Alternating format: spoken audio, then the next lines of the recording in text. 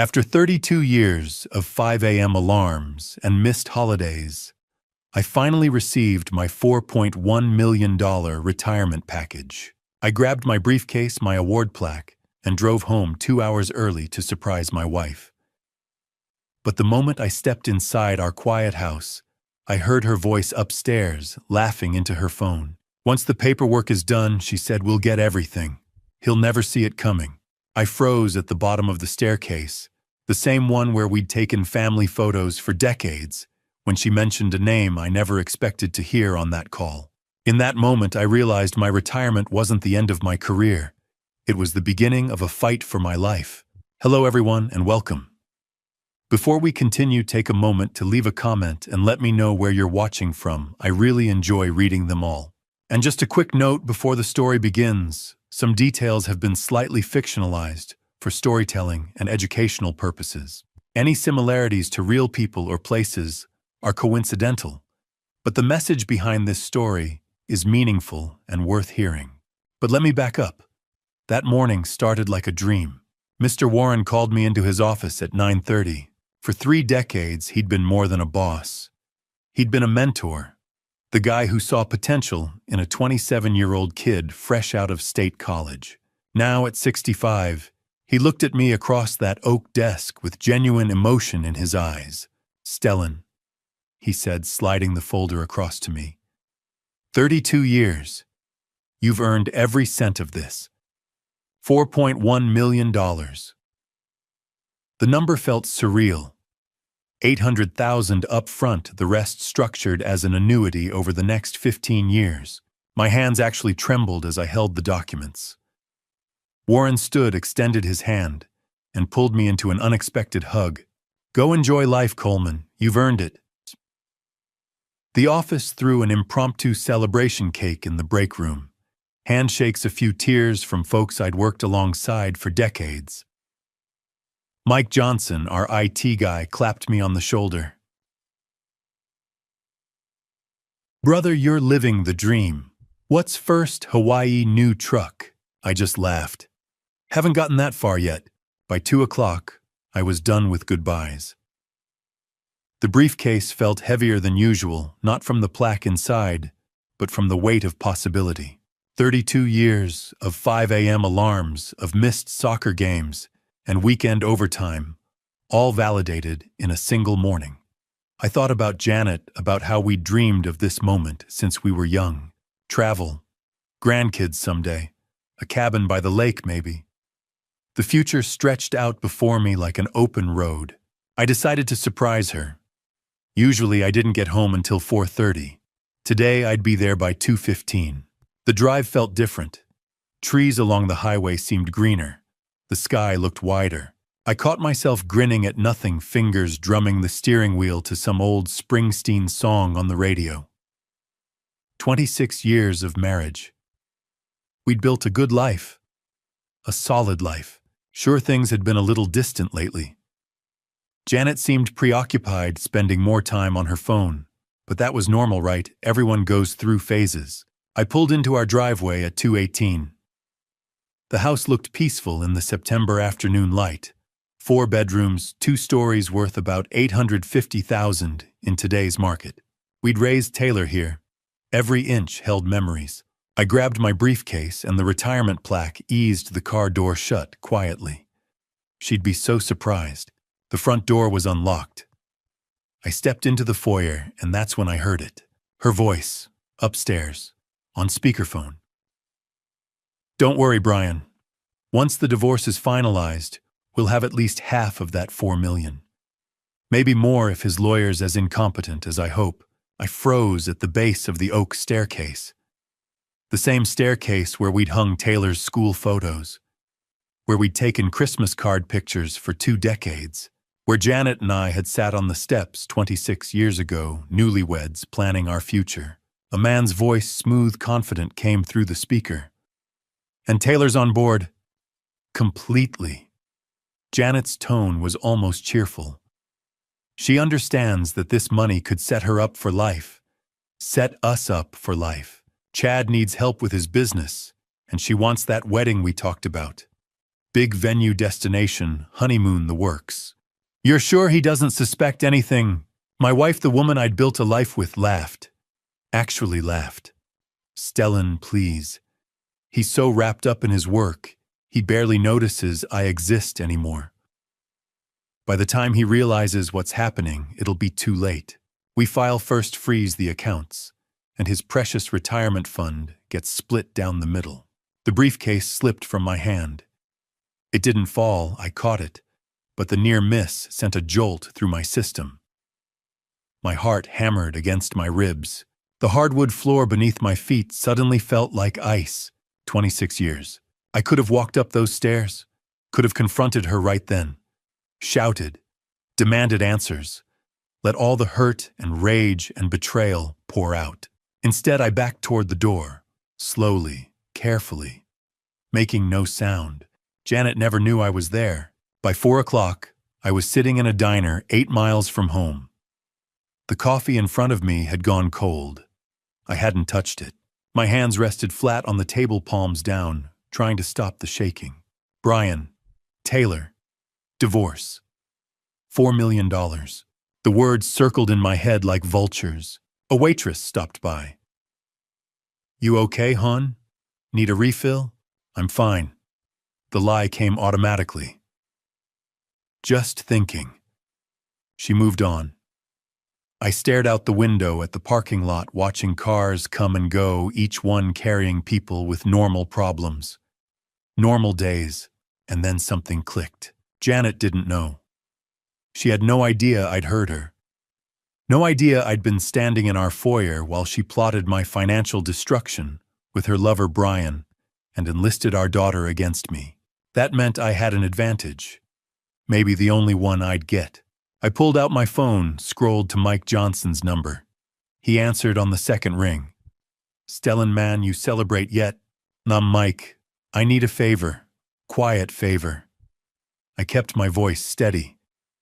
Can you check the system logs? See who accessed my retirement file, specifically who might have forwarded information outside the company. A pause. That's highly irregular. What's going on? Just need to know. Can you do it? Yeah. Give me until tomorrow morning. Thanks, brother. I hung up. Sat there another 20 minutes. Let the shock drain away, replaced by something colder. Something focused. By 6 o'clock, I was home again. Parked in the driveway like it was any other evening. Walked through the front door with my briefcase and plaque. Honey, I'm home. Janet appeared from the kitchen, smile bright. You're late. How was your day? I kissed her cheek. The same cheek I'd kissed 1,000 times. Long day, but good. Warren said some nice things. That's wonderful, sweetheart. Her eyes never wavered. Perfect performance. Taylor's coming by for dinner. I made your favorite pot roast. Dinner was surreal. Taylor arrived at 6:30, gave me a hug, congratulated me on retirement. Her smile looked genuine. Her questions about my plans sounded interested. But now I heard the subtext, saw the calculation behind her eyes. I played my part flawlessly. Asked about Chad, about wedding plans. Laughed at Janet's stories.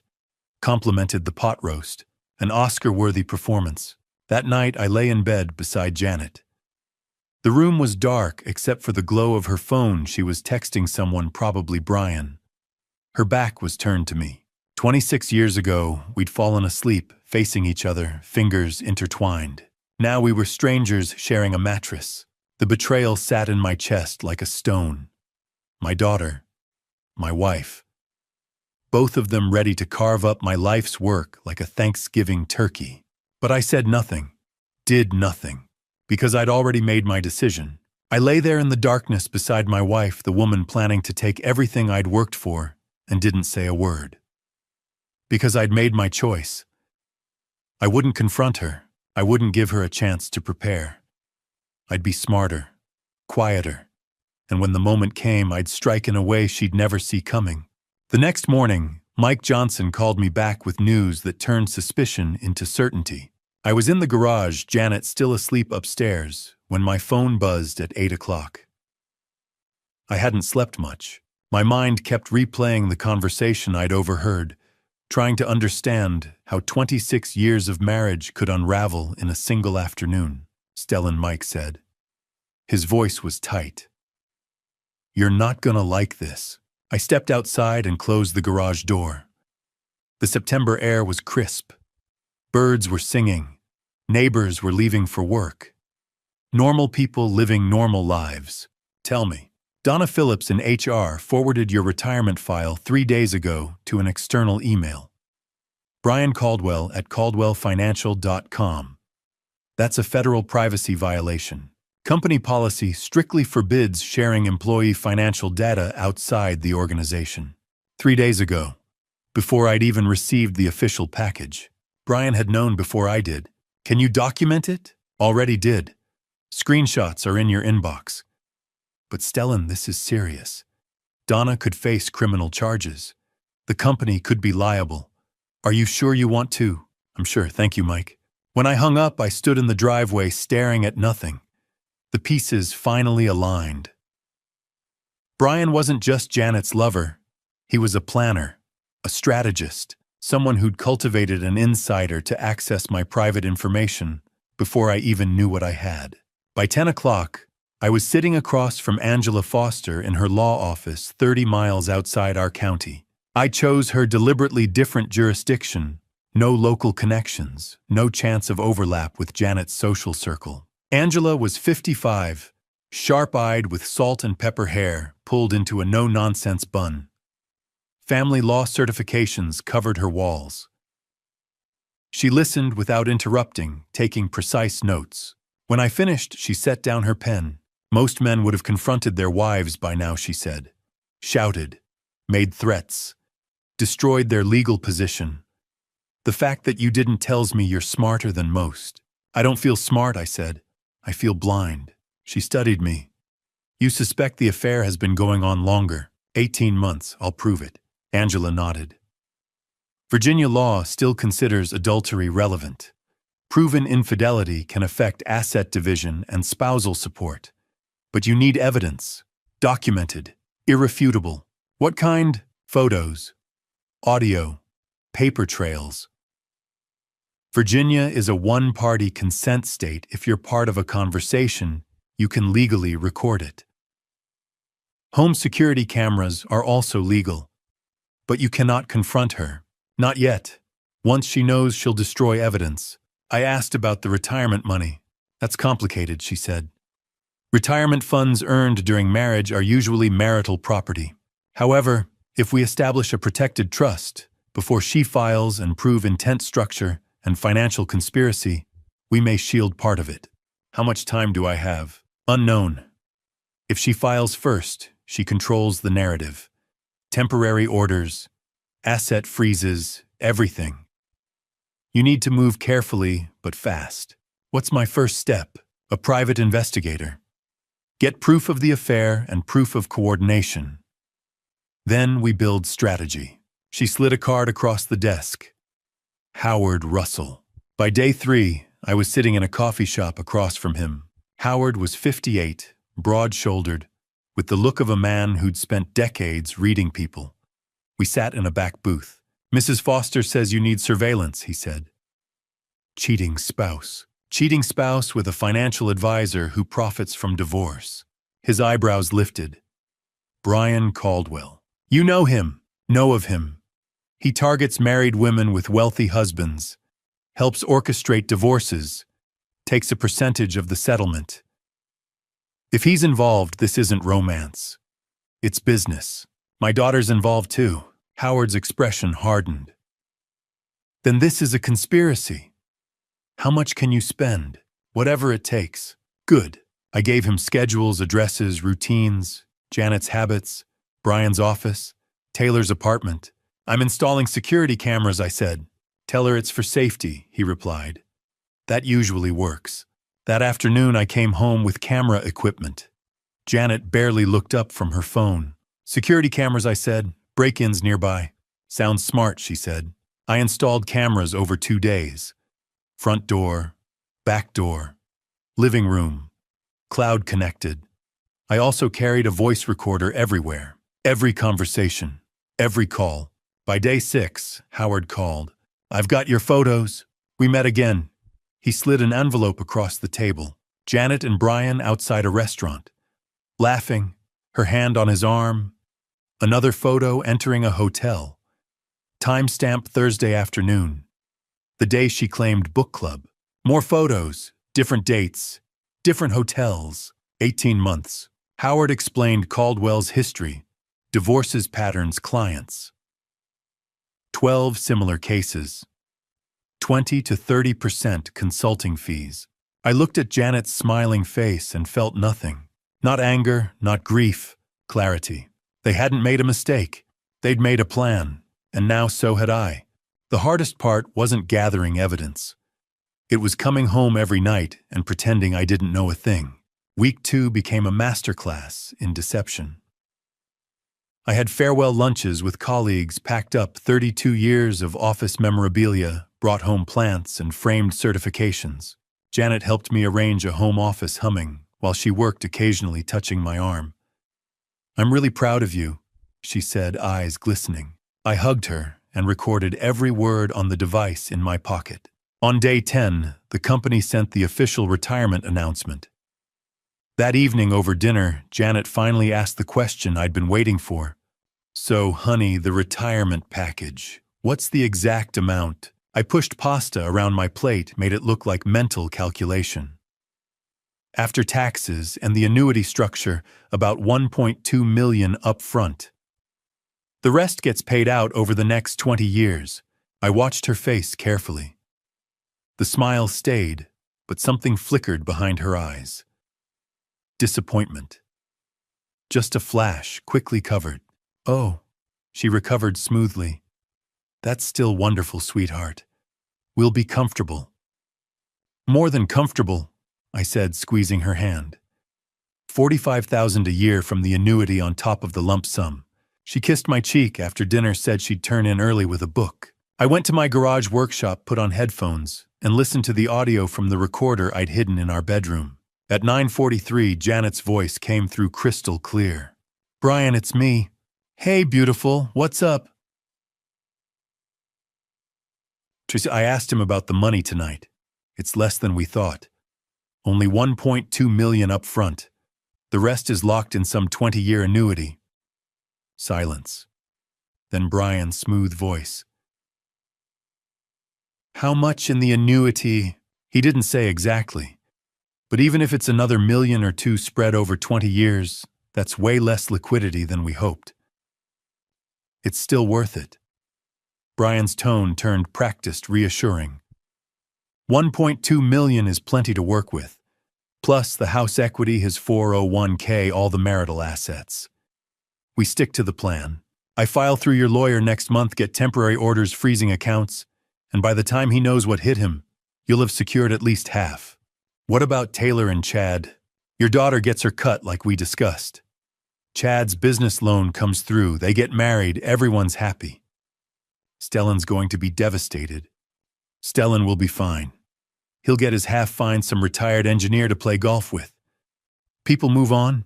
I sat in the quiet workshop transcribing key quotes into a password-protected document. My hands stayed steady.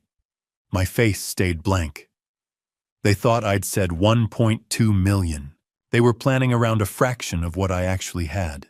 Perfect. The next day, I met Bill Thompson for coffee. Bill's been my closest friend since college, contractor, divorced 5 years back, solid guy. The kind who shows up with a truck when you need help. "You doing okay, man?" He leaned forward, studying my face. "You seem different." I wanted to tell him everything, but I couldn't risk it. Not yet. "Just adjusting to retirement," I said. Weird not having a schedule. Bill didn't buy it. I could see it in his eyes. But he's the kind of guy who doesn't push. "All right. But seriously, if you need anything day or night, you call me." "Got it." "I know, thanks, brother." When this was over, Bill would be my first call. That weekend, Taylor came for dinner. She hugged me, asked how retirement felt, talked about wedding planning. Chad's business was doing well. They were looking at houses. I watched my daughter across the table, animated and happy, and couldn't reconcile this version with the one who'd agreed to help dismantle my financial security. Was she manipulated? Just greedy? Did she believe I deserved this somehow? I didn't ask. Not yet. After dinner, she took a selfie of us. Taylor leaning against my shoulder, both smiling. Posted it to Instagram immediately, celebrating with Dad, so proud. 43 likes in 5 minutes. Comments. Aw, sweet. Family goals. The cognitive dissonance was staggering. Every night that week, I lay beside Janet. Every night she scrolled through her phone, probably texting Brian while I pretended to read. The emotional toll was exhausting. Some mornings I woke with my jaw aching from clenching my teeth all night. But it was necessary. Every single second. By the end of week 2, I'd perfected the role. The oblivious husband, the trusting father, the retired engineer completely unaware his family was plotting his destruction. They thought I was the fool too busy with my career to notice his wife's affair, too trusting to imagine his daughter's betrayal. But while they openly planned their treachery, I was building something they couldn't see, an ironclad legal case that would leave them with nothing. Howard Russell called me on day 14 with information that made everything worse. My daughter wasn't just complicit. She'd been trapped. Mr. Coleman, I found something about your daughter. We need to meet. I drove to his office through afternoon traffic, hands tight on the wheel. Part of me didn't want to know. The other part needed every detail. Howard's office was sparse metal desk, filing cabinets, wall of certifications. He slid a folder across the desk as I sat down. Bank records, he said. Brian Caldwell's been transferring money to Taylor for 8 months. Small amounts at first. 500 here, 1,000 there. Then bigger. 2,000. 3,000. 5,000. I opened the folder. Page after page of transfers. Each one dated. Each one documented.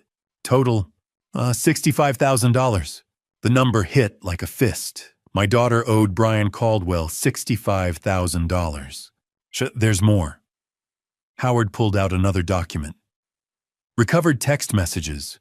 Took some work, but I've got contacts who can pull deleted conversations from cloud backups. He handed me printouts. I recognized Taylor's number. Brian's number. Brian to Taylor, March 15th.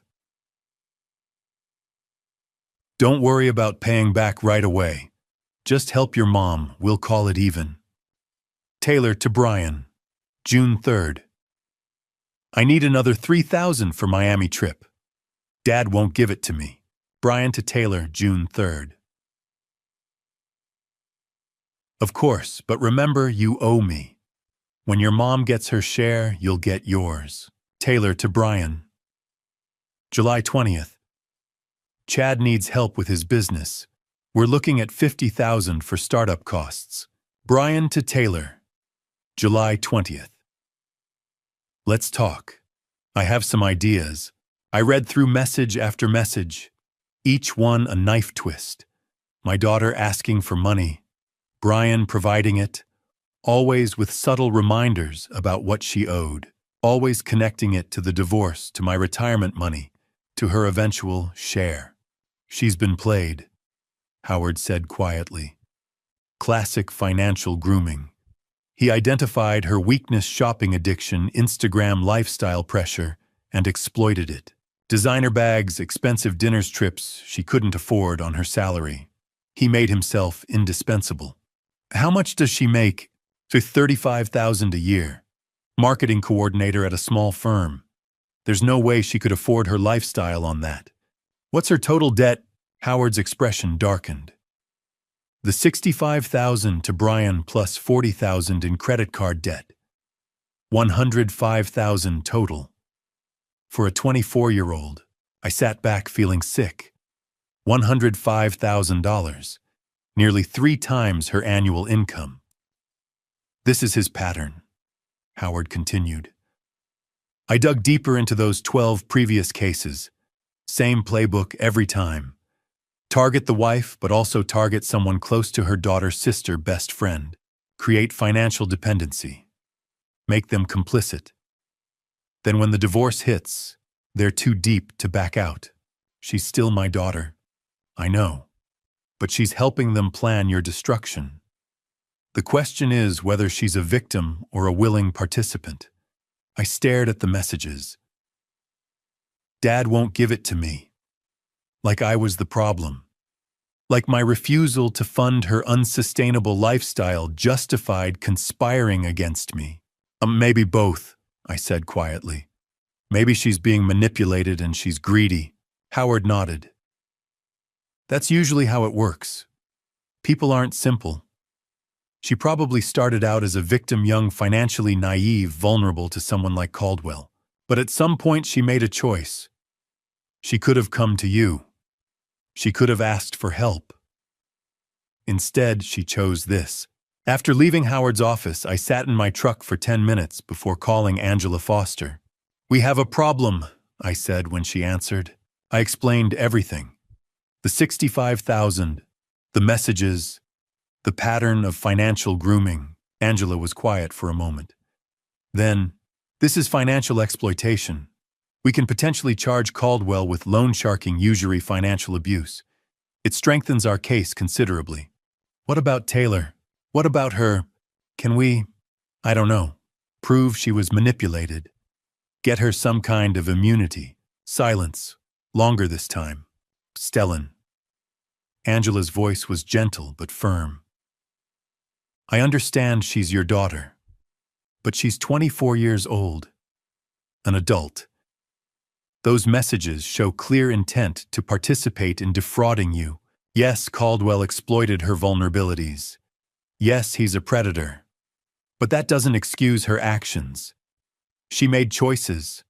Adult choices with adult consequences. So what do I do? What you've been doing. Document everything. Don't confront her. If she knows you're aware, she'll warn them. You'll lose your advantage, and frankly, you'll lose your case. Right now, we're building something solid. Criminal charges against Caldwell. Conspiracy to commit fraud. If you tip them off, they scatter, cover their tracks, and you end up with nothing. She's my daughter. I know, and I'm sorry. This is the hardest part of cases like this, when family betrays family. But you have to decide, do you want justice or do you want to protect someone who's actively working to destroy you? I hung up and sat in the parking lot watching people come and go. Normal people with normal problems. I thought about confronting Taylor, calling her right now, meeting for coffee, pulling her aside and saying, I know everything. I know about the money. I know about Brian. I know what you're planning. Please just stop. Come clean. We can fix this. But I couldn't. If I confronted her, she'd panic. She'd tell Janet. She'd tell Brian. They'd accelerate their plans, hide evidence, maybe file for divorce tomorrow instead of next month. I'd lose the element of surprise. I'd lose the 30 days until my retirement funds hit. I'd lose everything I'd been building, so I did nothing. I let my 24-year-old daughter walk deeper into a trap because saving her now might mean losing everything later. Week 3 was when they stopped being passive schemers and became active attackers. It started at breakfast on day 15. Janet set down her coffee, studied me with manufactured concern. Honey, are you feeling all right? You seem different lately. Maybe retirement's affecting you more than you thought. I'm fine, I said, keeping my voice neutral. Well, if you need to talk to someone. She let it hang there. Planting seeds, I smiled and squeezed her hand. I appreciate that, babe. The next morning, day 16. Taylor posted on Instagram. I opened it during my coffee. Photo of her looking worried, hand over heart. Caption, worried about Dad's health lately. Prayers needed. 200 comments already. Friends asking what was wrong. Taylor responding vaguely, just going through some changes, hoping he gets the help he needs. My daughter was publicly suggesting I needed mental help, creating a narrative for her 800 followers that something was wrong with me. I took screenshots, Said nothing. Day 17. The phone calls started. Mr. Warren called first. Stellan, hope I'm not overstepping, but Janet's concerned about you. Said you've been acting paranoid, forgetful. Is everything all right? I'm fine, sir, really. She mentioned you've been accusing her of things, making unusual accusations. My jaw tightened. Janet's mistaken. I appreciate your concern, but I promise I'm good. 20 minutes later, Bill Thompson called. Stell, what's going on, man? Janet just called. Said you're struggling, acting erratic. Brother, you can tell me if something's wrong. This was the moment. I needed Bill on my side, but couldn't reveal everything yet. Bill listened carefully. Janet's setting me up. I can't explain everything right now, it's complicated, and I need more time, but I need you to trust me. I'm completely fine. This is part of her strategy. Silence. Then, strategy for what? A divorce I didn't see coming. She's building a case that I'm mentally unstable. Probably to challenge my retirement assets. But I'm documenting everything, working with lawyers, and I need you to know I'm lucid, rational, and in control. Can you trust me on this? Another pause. I could almost hear Bill processing. Jesus, Stell. Yeah, of course I trust you. Whatever you need, brother. I'm here. With thanks. Just, if she calls again, play along. Act concerned. Don't let her know I told you. So got it. But when this is over, you're telling me everything over a very large bottle of whiskey. Deal. I hung up feeling slightly less alone. On day 19, I drove 2 counties over to see an independent clinical psychologist. Dr. Helen Morrison, 60-something, wireframe glasses. I want a comprehensive mental health evaluation, I said. For legal purposes, 2 hours of testing, cognitive assessments, memory tests, depression and anxiety screenings. At the end, she handed me a sealed report. Mr. Coleman, you're in excellent mental health. No signs of paranoia, memory impairment, or mood instability. Actually, you're sharp as a tack. I paid cash and locked the report in my truck's glove box. Janet would never know it existed. But when the time came, I'd have irrefutable proof. Day 20. Howard called. Your wife visited a psychiatrist yesterday. Dr. Leonard Fisher. She was inside 40 minutes. Looked pleased when she left. She's trying to get a statement about my concerning behavior. That'd be my guess. Building a medical narrative. That night, day 21. Janet was in the shower. I couldn't sleep. On impulse, I opened her nightstand drawer, found a leather-bound journal, the kind she'd never kept before in 26 years. I opened it. Page after page of fabricated entries, dated over the past 3 weeks. September 8th. Stellan seems increasingly controlling about money. Questions where I've been. Suspicious of everything. September 12th. He accused me of hiding his keys, then found them in his own pocket. Won't admit he forgot. September 15th. His mood swings are getting worse. Snapped at me over nothing this morning. I'm starting to feel scared. September 18th. Talked to his former boss. Even Mr. Warren noticed changes. I don't know what to do. Every entry carefully crafted to paint me as unstable, controlling, paranoid. A man whose mental state was deteriorating. A man who couldn't be trusted with $4.1 million. I photographed every page with my phone, then placed the journal back exactly where I'd found it. Same position, same angle. Like I'd never touched it. She was building a narrative, not just for the divorce, but for after.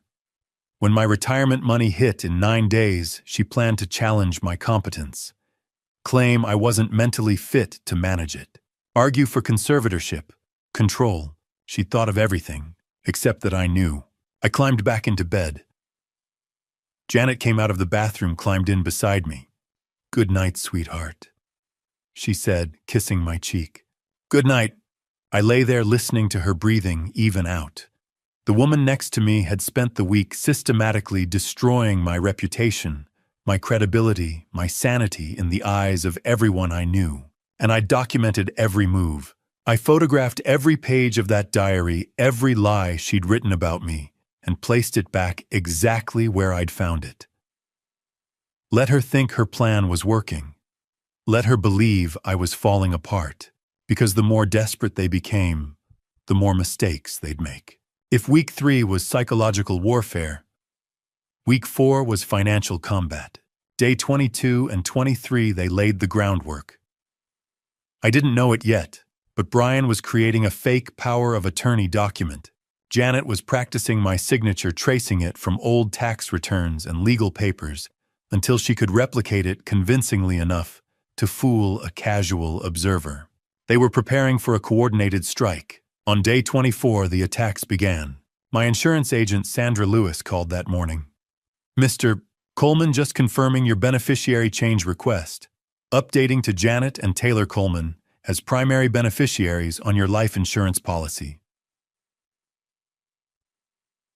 I went cold. I made no such request. Oh. A pause.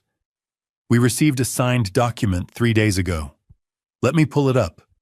Yes, it has your signature dated September 21st.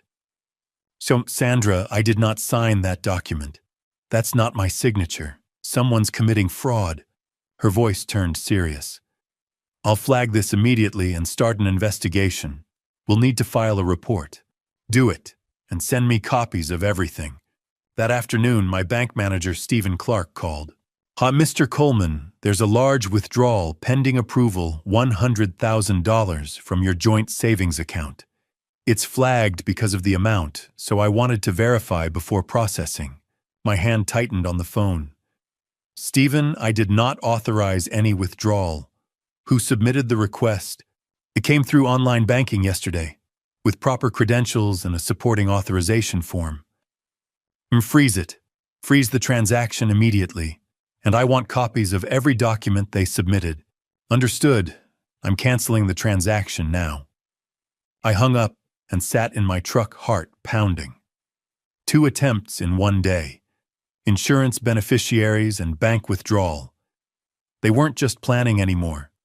They were actively trying to steal from me. On day 25, I went on the offensive. I called every financial institution where Janet and I held joint accounts. Bank accounts, credit cards, investment accounts, everything. I need to freeze all transactions on these accounts, pending investigation of suspected fraud. One by one, I locked them down. Joint access suspended. No withdrawals, no charges, nothing. That afternoon, Janet came home furious. What happened to our accounts? She threw her purse on the kitchen counter. My credit card was declined at the store. I called the bank and they said the accounts are frozen. I looked up from my newspaper, perfectly calm. Bank flagged unusual activity. Identity theft protection kicked in automatically. I'll sort it out tomorrow. Identity theft. Her eyes narrowed. What unusual activity? Someone tried to withdraw $100,000. Obviously not us, so the bank locked everything down as a precaution. I watched her face. The anger flickered into something else. Worry. Calculation. She hadn't expected the bank to catch it so fast. "Oh, well, get it fixed," she snapped. "I can't even buy groceries." "I'll handle it tomorrow, babe, promise." She stormed upstairs. I returned to my newspaper, heart rate steady. On day 26, Howard called with his most damning evidence yet. "You need to see these photos. Your wife Caldwell and your daughter met with a mortgage broker this morning. Valerie Scott's office downtown. I've got surveillance from across the street." I drove to Howard's office within the hour. He spread photos across his desk. Clear images through the broker's plate glass window. Janet, Brian, and Taylor sitting at a conference table. Documents spread between them, all 3 leaning in, discussing something. Brian pointing at paperwork. Janet nodding. Taylor signing something. They're trying to refinance your house, Howard said. Extract the equity. $300,000 based on current market value of $850. They'd need forged signatures to do it without your knowledge. I stared at the photo of my daughter. 24 years old, sitting at that table, actively participating. Not manipulated, not coerced. Making choices. Can you get closer shots? Already did. He slid over additional photos. Taylor's face clearly visible, smiling, engaged in the conversation. At one point, she was laughing at something Brian said. She looked happy. On day 27, I met Angela Foster at her office and showed her everything. The insurance fraud attempt, the bank withdrawal, the mortgage broker photos, the timeline of coordinated attacks. She examined the evidence with professional intensity. This is beyond divorce fraud, she said finally. This is felony document forgery, identity theft, attempted grand larceny. I'm filing a police report today. We're building a criminal case now, not just a civil one. How solid is it? Very. The bank has the forged authorization. Insurance company has the fake beneficiary change. And these photos, she tapped the mortgage broker images, show conspiracy. All three of them together actively engaged in fraudulent activity. That's criminal conspiracy to commit fraud. What about Taylor? Angela's expression softened slightly. She's 24, an adult, sitting at that table voluntarily. The photos prove active participation, not just passive knowledge. I'm sorry, Stellan, but your daughter's going to face charges too. That evening, Howard sent additional information. Brian had created fake invoices claiming I owed him $150,000 for financial advisory services over the past 18 months. Taylor had written a letter with my supposed signature, promising her $80,000 for her wedding expenses. They were manufacturing a paper trail, fake debts, fake promises, all designed to justify taking money they had no right to. When I looked at that photo, my daughter sitting at a table with her mother and Brian Caldwell, all three conspiring to forge my signature and steal our home equity, something inside me shifted. This wasn't just Janet's betrayal anymore. This was my own daughter actively working to destroy me financially. And that changed everything. I started feeling tired on day 23. At first, I just thought it was stress. The nausea came next. Then dizziness. A persistent fatigue that made even simple tasks feel exhausting. I'd wake up feeling drained, struggle through the day, collapse into bed early. By day 25, it was getting worse. I'd sit at the breakfast table and the room would spin slightly. My hands trembled when I reached for my coffee. Janet would watch me with what looked like concern. Honey, you don't look well. Maybe you should see a doctor. Just the adjustment period, I'd say.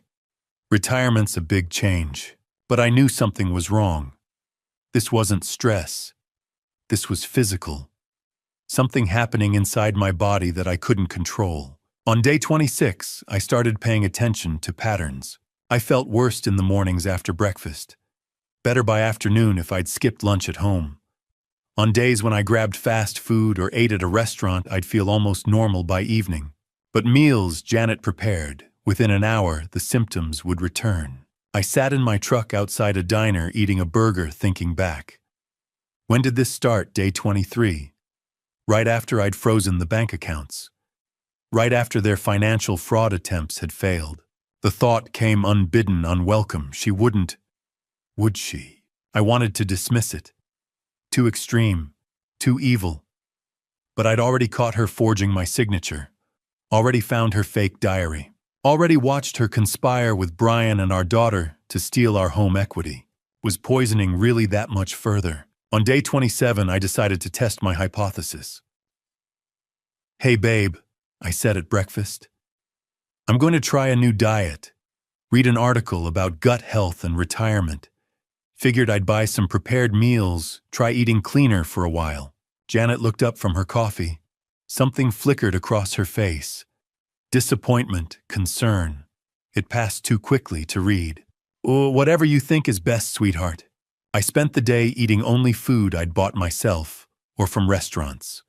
Prepared meals from the grocery store, a sandwich from a shop downtown, dinner at a chain restaurant. By that evening, I felt better. Significantly better. Clear-headed. The nausea faded. My hands stopped trembling. The next morning, day 28, I felt almost normal.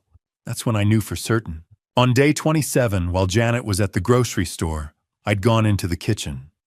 Found the coffee she'd made me that morning still half full in my mug, poured it into a clean jar, sealed it, labeled it with the date.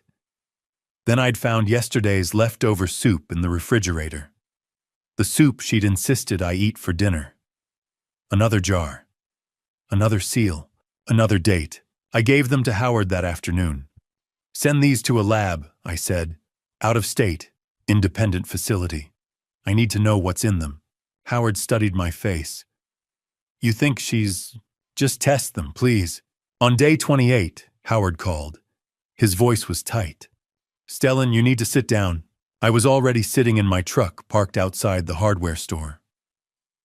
What did they find? The lab found warfarin in both samples. Coffee and soup. My blood ran cold. Warfarin. Rat poison. Also used as a blood thinner medication. Small doses over time can cause exactly the symptoms you described. Fatigue, nausea, dizziness. Larger doses can cause internal bleeding, organ damage. It's dangerous, Stellan. Potentially lethal if continued. I sat there, phone pressed to my ear, watching normal people go about normal shopping.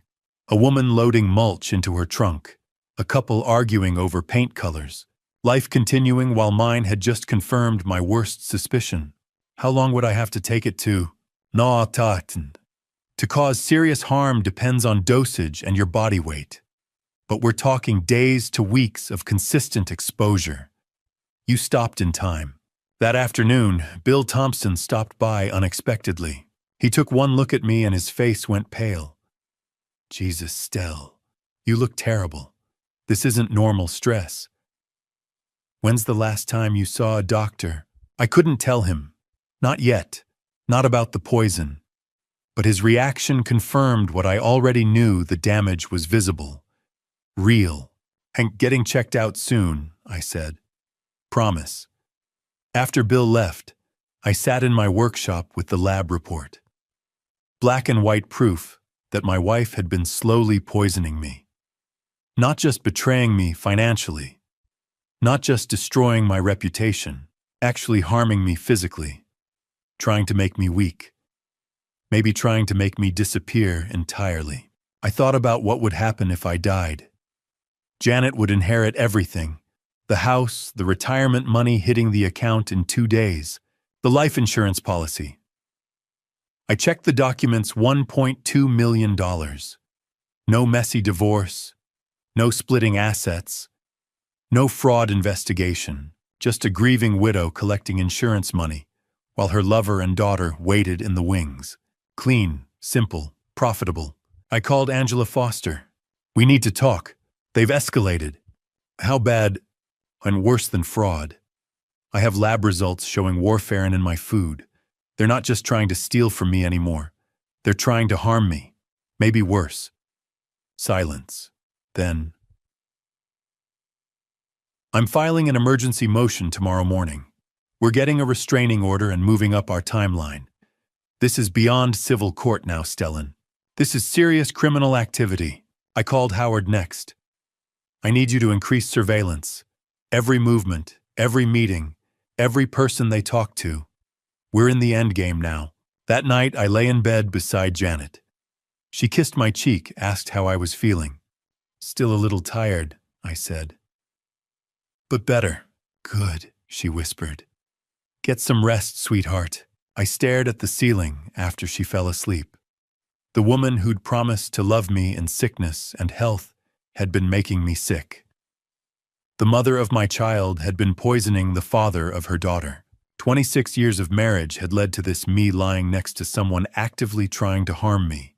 I looked at that lab report, black and white proof, that my wife had been slowly harming me, and made my decision. I wouldn't confront her. I wouldn't show fear. I'd let her think the poison was working. Let her believe I was getting weaker, because desperate people make mistakes, and I needed her to make one big enough to end this forever. Day 28 was when they crossed the line from criminals to something far worse. That evening at 7 o'clock, I wasn't home. I told Janet I was staying at Bill's place, needed some space, some guy time. She'd seemed relieved, but my security cameras were still running. I sat in Angela Foster's office with Howard Russell laptop open, watching the live feed from my dining room.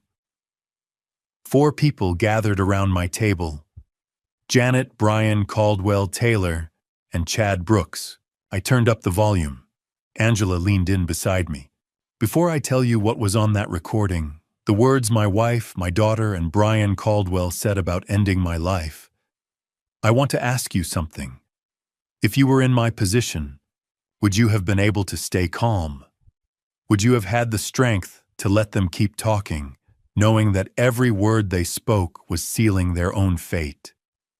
Drop a comment below and let me know. And if you're invested in this story, hit that subscribe button, because what happens next will shock you. And please note some details in this story may be fictionalized or adapted for illustrative purposes. If you're not comfortable with that, feel free to stop here and find content that's a better fit for you. Brian spoke first. The poison isn't working fast enough. He's not eating at home anymore. We need something more definitive. Janet's voice was quiet. What are you suggesting? An accident? Brian's tone was matter-of-fact, clinical. He mentioned Bill's birthday party at the lake this weekend.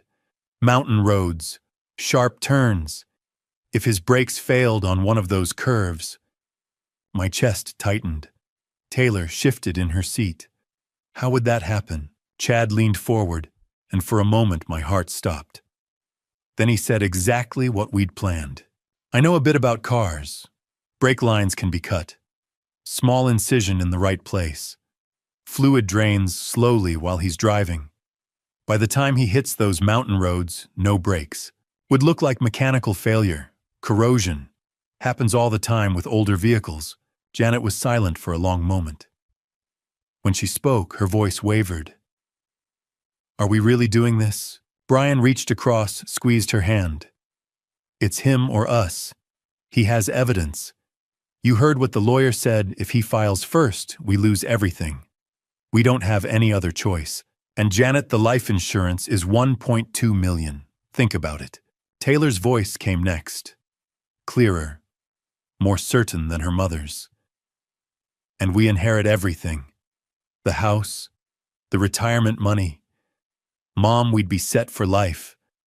Chad and I could get married, start fresh. No debt. I watched my daughter's face on the screen. 24 years old. Agreeing to end my life so she could pay off credit cards and have a nice wedding. My hands were shaking. I set down the coffee mug before I dropped it. Angela's hand touched my shoulder. We're recording all of this.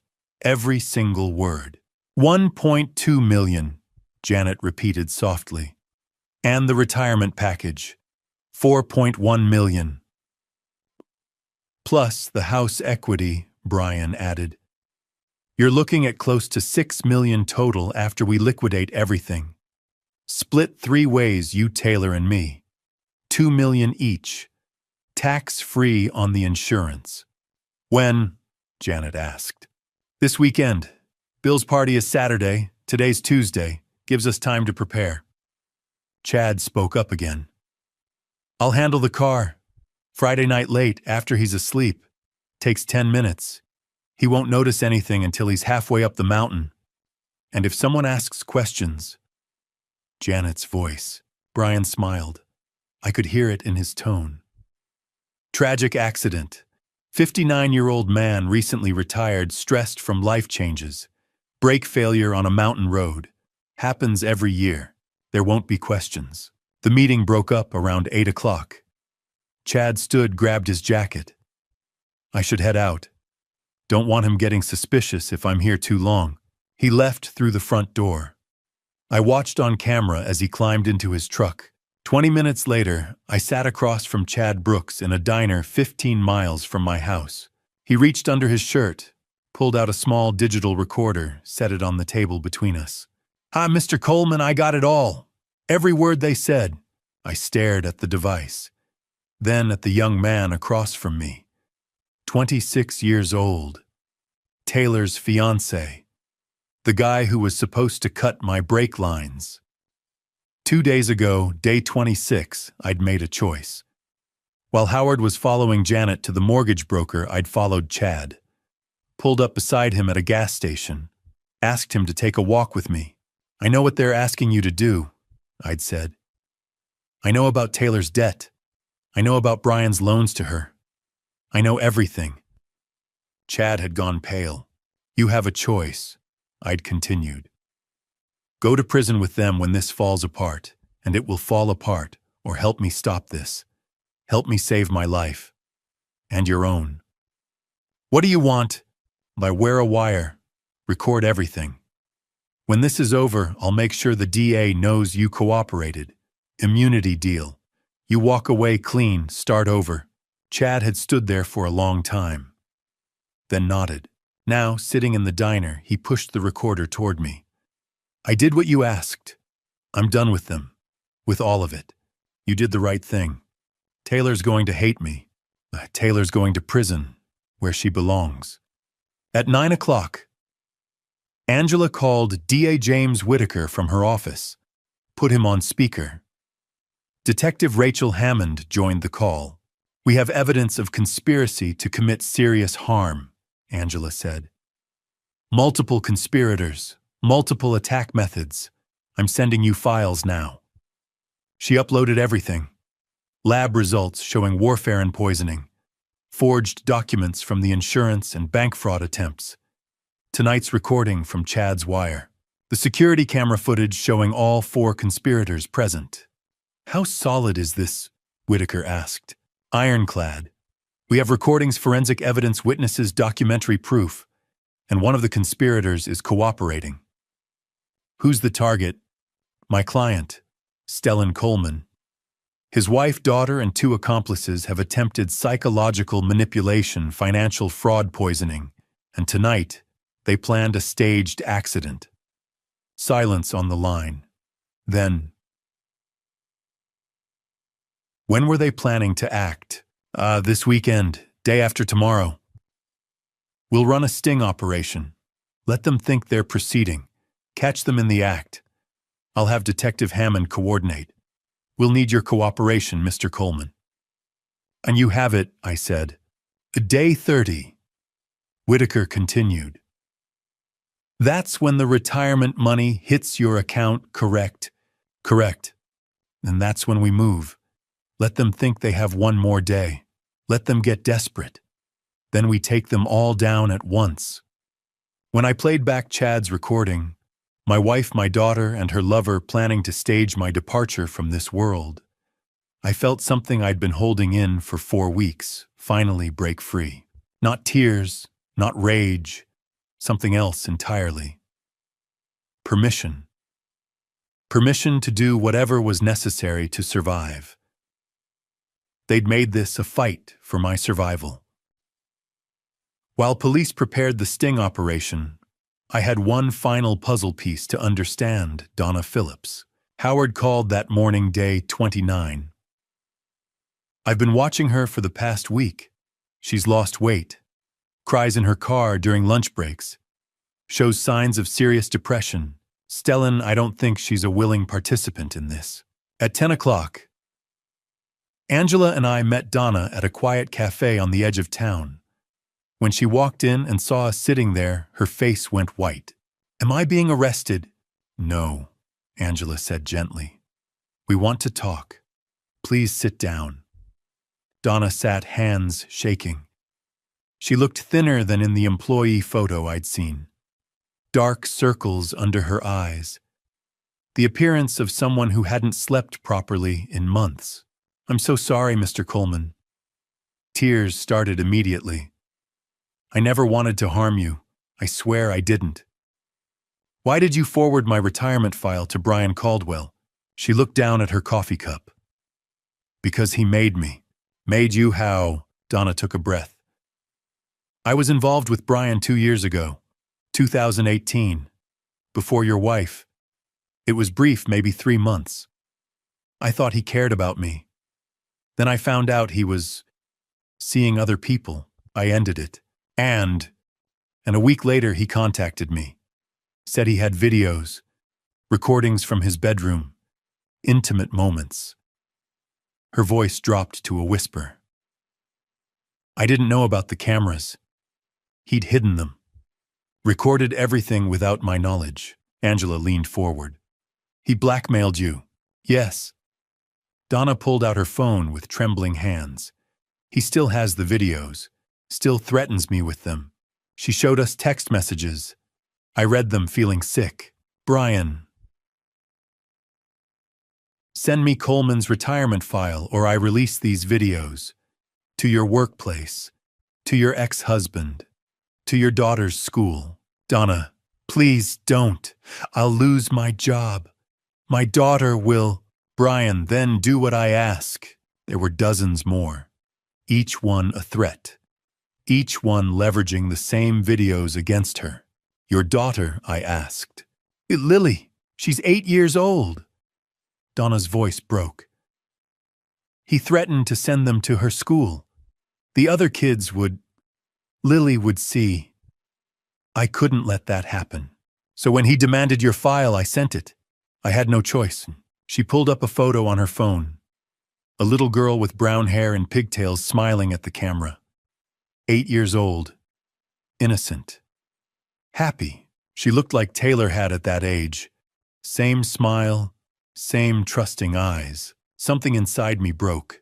I'd been so focused on my own betrayal, my wife, my daughter, the conspiracy against me, that I hadn't considered there might be other victims. Other people Brian Caldwell had destroyed along the way. He's not just greedy, I said quietly. He's a predator. I should have come to you, Donna said. Should have told someone. But I was terrified. I'm a single mother. If those videos got out, I'd lose my job. My ex-husband would use them in custody hearings. And Lily, she couldn't finish. Angela spoke carefully. Donna, we need you to testify against him. We're building a criminal case fraud blackmail conspiracy. Your testimony about the blackmail would be crucial. He'll release the videos. Not if he's in prison, I said. And Angela can get a court order sealing that evidence. It would never be made public. No one would see it. Not your employer. Not your ex-husband. Not Lily's school. No one. Donna looked at me confused. Why are you helping me? I betrayed you. I gave him access to your private information. Because you're a victim just like me. The difference is I can fight back. You couldn't. But now we'll fight together. Brian Caldwell doesn't get to destroy any more lives. She started crying again. Different tears this time. Relief, maybe. Or hope. There are others, she said after a moment. I'm not the only one. He's done this to at least 3 other women I know of. Same pattern relationship, hidden recordings, breakup, blackmail. He uses them for whatever he needs. Information, money, alibis. He's been doing it for years.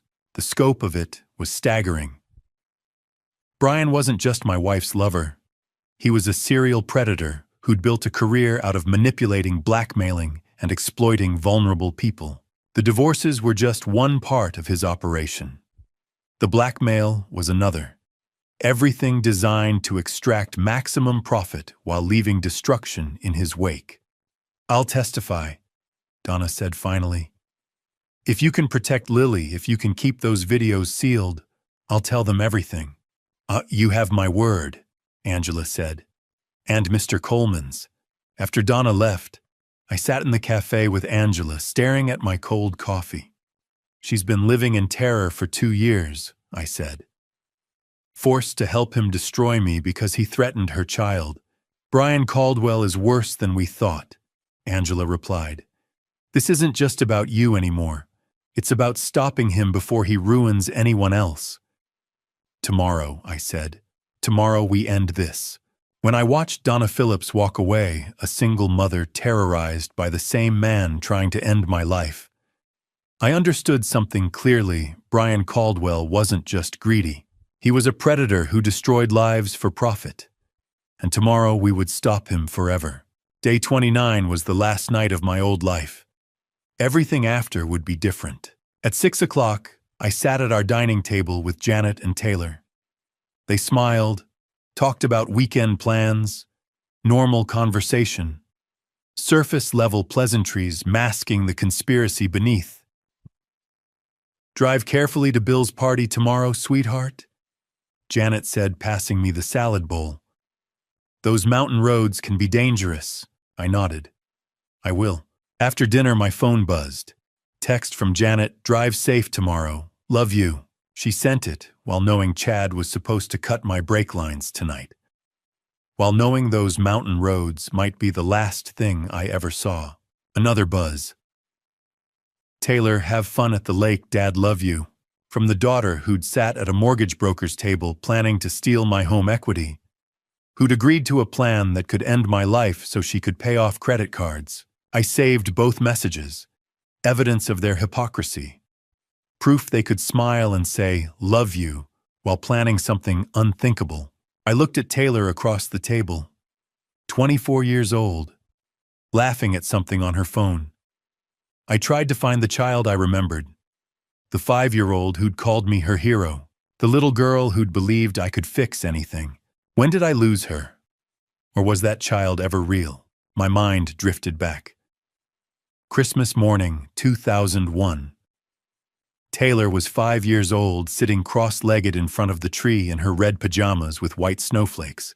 We'd been up since 6. She'd woken us at dawn, too excited to wait. "Can I open this one, Daddy, please?" "Go ahead, sweetheart." She'd torn through the wrapping paper, gasped when she saw the dollhouse inside. The one she'd been asking for since October. Hand-built 3 stories, working lights. I'd spent 2 months in the garage building it, installing tiny electrical fixtures, painting each room a different color. "But Daddy, you're the best." She'd launched herself at me, tiny arms wrapping around my neck, squeezing tight. "I love you so much." Janet had been there too, smiling.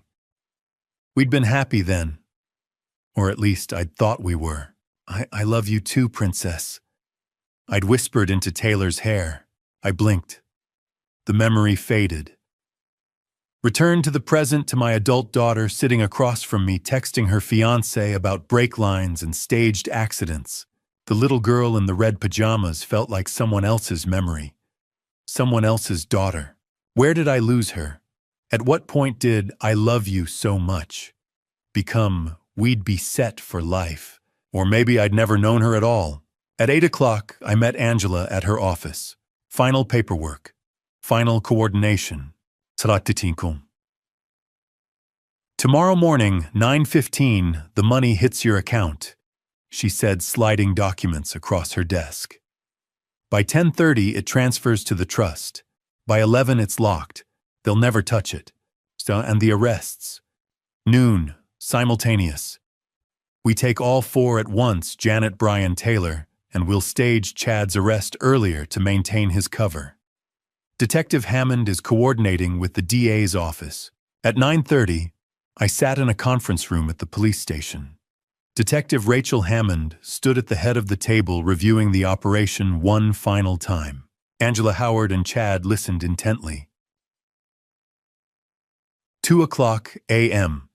Chad approaches the Coleman residence, Hammond said. "Appears to tamper with the vehicle. Neighbors might see, that's fine. We want witnesses to the attempt. At 2:15, patrol units arrest Chad on scene. By morning, Brian and the others will believe their plan is proceeding." Chad looked nervous. "What if they try to contact me?" "Don't answer. You're in custody. Let them panic. Panic makes people sloppy." "These noon arrests," Hammond continued. Janet Coleman at the residence, Brian Caldwell at his office, Taylor Coleman at her apartment. Clean, coordinated, no warning. "Mr. Coleman, you'll be with us at the station during the arrests, for your safety and as a witness." I nodded. It was real now. Hours away. No turning back. At 11 o'clock, I arrived at Bill Thompson's house. He'd offered his guest room days ago before he knew the full story. Now, sitting in his living room, whiskey in hand, he asked the question I'd been avoiding. "Are you finally going to tell me what's really happening?" So I told him. Not everything that would take hours, but enough. The affair, the conspiracy, the poison, the plan to cut my brake lines, tomorrow's sting operation. Bill sat in silence for a long time. Finally, "Jesus, your own daughter." "Yes." More silence. He poured himself another drink. "You're the strongest man I know," he said quietly. "I don't feel strong. I feel like I'm barely holding together." Juan, that's what strength is, Stell. Holding together when everything's falling apart. I couldn't sleep. Lay on Bill's couch in the dark, staring at the ceiling. My mind wouldn't stop. 26 years of marriage. Every anniversary. Every holiday. Every morning waking up beside someone I thought I knew. Had Janet ever loved me? Or had I been useful until I wasn't? And Taylor. The little girl in the red pajamas. Where had she gone? What had I missed? What had I done wrong? Maybe I'd worked too much. Maybe I'd been distant. Maybe I'd failed as a father without realizing it. Or maybe some people are just capable of cruelty I'll never understand. At 1:30 in the morning, my phone lit up. Detective Hammond. "Operation begins. Chad on his way to your house." I stared at that text. The message that would end my marriage, destroy my family, and save my life. I didn't feel victorious. I felt empty. But I'd learned something in the past month. Sometimes survival isn't about winning. It's about refusing to let betrayers drag you down with them. The trap was set at 2 o'clock in the morning. By noon, everything would be over. I sat in Angela Foster's office at 1 in the morning on September 30th, watching a live feed on a laptop screen. The feed showed my garage from 3 different angles. Cameras Detective Rachel Hammond's team had installed 2 days earlier. My house looked peaceful in the darkness. Janet was asleep upstairs, completely unaware that her entire world was about to collapse. At exactly 2 o'clock, headlights appeared on the screen. Chad Brooks pulled into my driveway, killed the engine, and stepped out of his truck. He moved quickly toward the garage, glancing over his shoulder twice. Even though this was staged, even though Chad was working with us, watching him approach my vehicle made my stomach tighten. Angela sat beside me, her phone in hand, connected directly to Detective Hammond. Howard Russell stood behind us, arms crossed, watching intently. Chad opened the garage door, we'd left it unlocked as planned, and slid underneath my car with a flashlight and a bag of tools. For the next 15 minutes, he positioned himself under the brake line, made exaggerated movements with his hands, and carefully arranged wrenches and cutting tools on the garage floor. He was building a crime scene, creating evidence of attempted harm that would be impossible to deny. At 2:23, squad cars rolled silently down my street, lights off. They stopped in front of my house. 6 officers emerged, moving quickly and quietly. Detective Hammond led them into the garage. "Chad Brooks, don't move hands where we can see them." Chad froze beneath my car, tools in hand, exactly as planned. The officers pulled him out, cuffed him, and read him his rights. I watched the entire arrest on the screen, my heart pounding so hard, I thought Angela could hear it. "Phase 1 complete," she said quietly. They transported Chad to the station. At 2:45, he gave his full confession, scripted, rehearsed, but entirely truthful. He named Janet Coleman, Brian Caldwell, and Taylor Coleman as co-conspirators. He described the conspiracy meeting on September 28th in detail. He turned over the audio recordings he'd made that night, the ones that captured my wife, my daughter, and Brian Caldwell, discussing how to stage my passing to look like an accident. Angela's phone buzzed. She listened for a moment, then looked at me. "Detective Hammond says the confession is solid.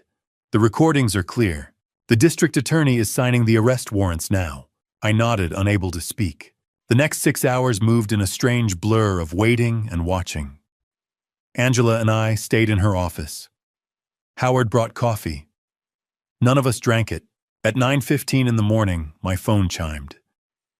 I looked at the screen and saw a notification from my bank. Deposit received $4 million. 32 years of my life.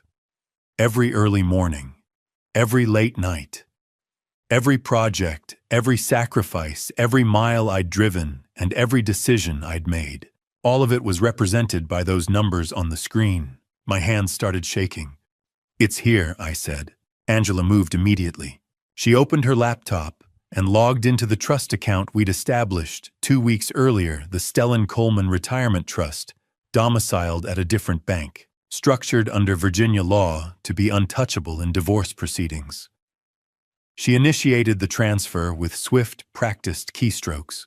I watched the money move from my personal account into the trust.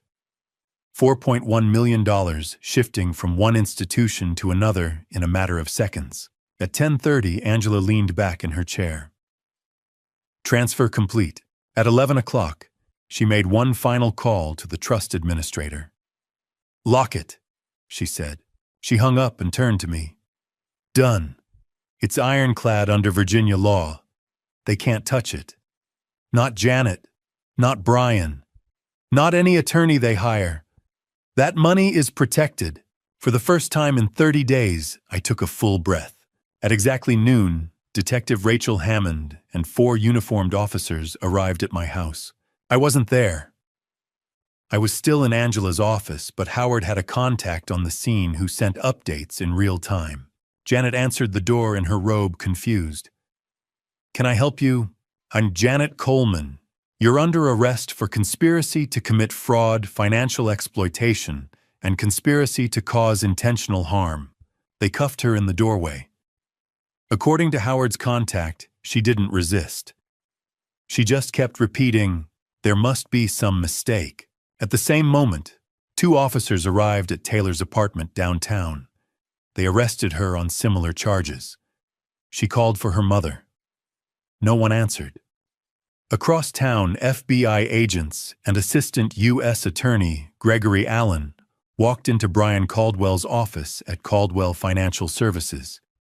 They arrested him in front of his staff and 3 clients. He was escorted out in handcuffs, his face pale, his confidence finally shattered. Donna Phillips was briefly detained at her workplace procedure required it, since her name appeared in the financial records.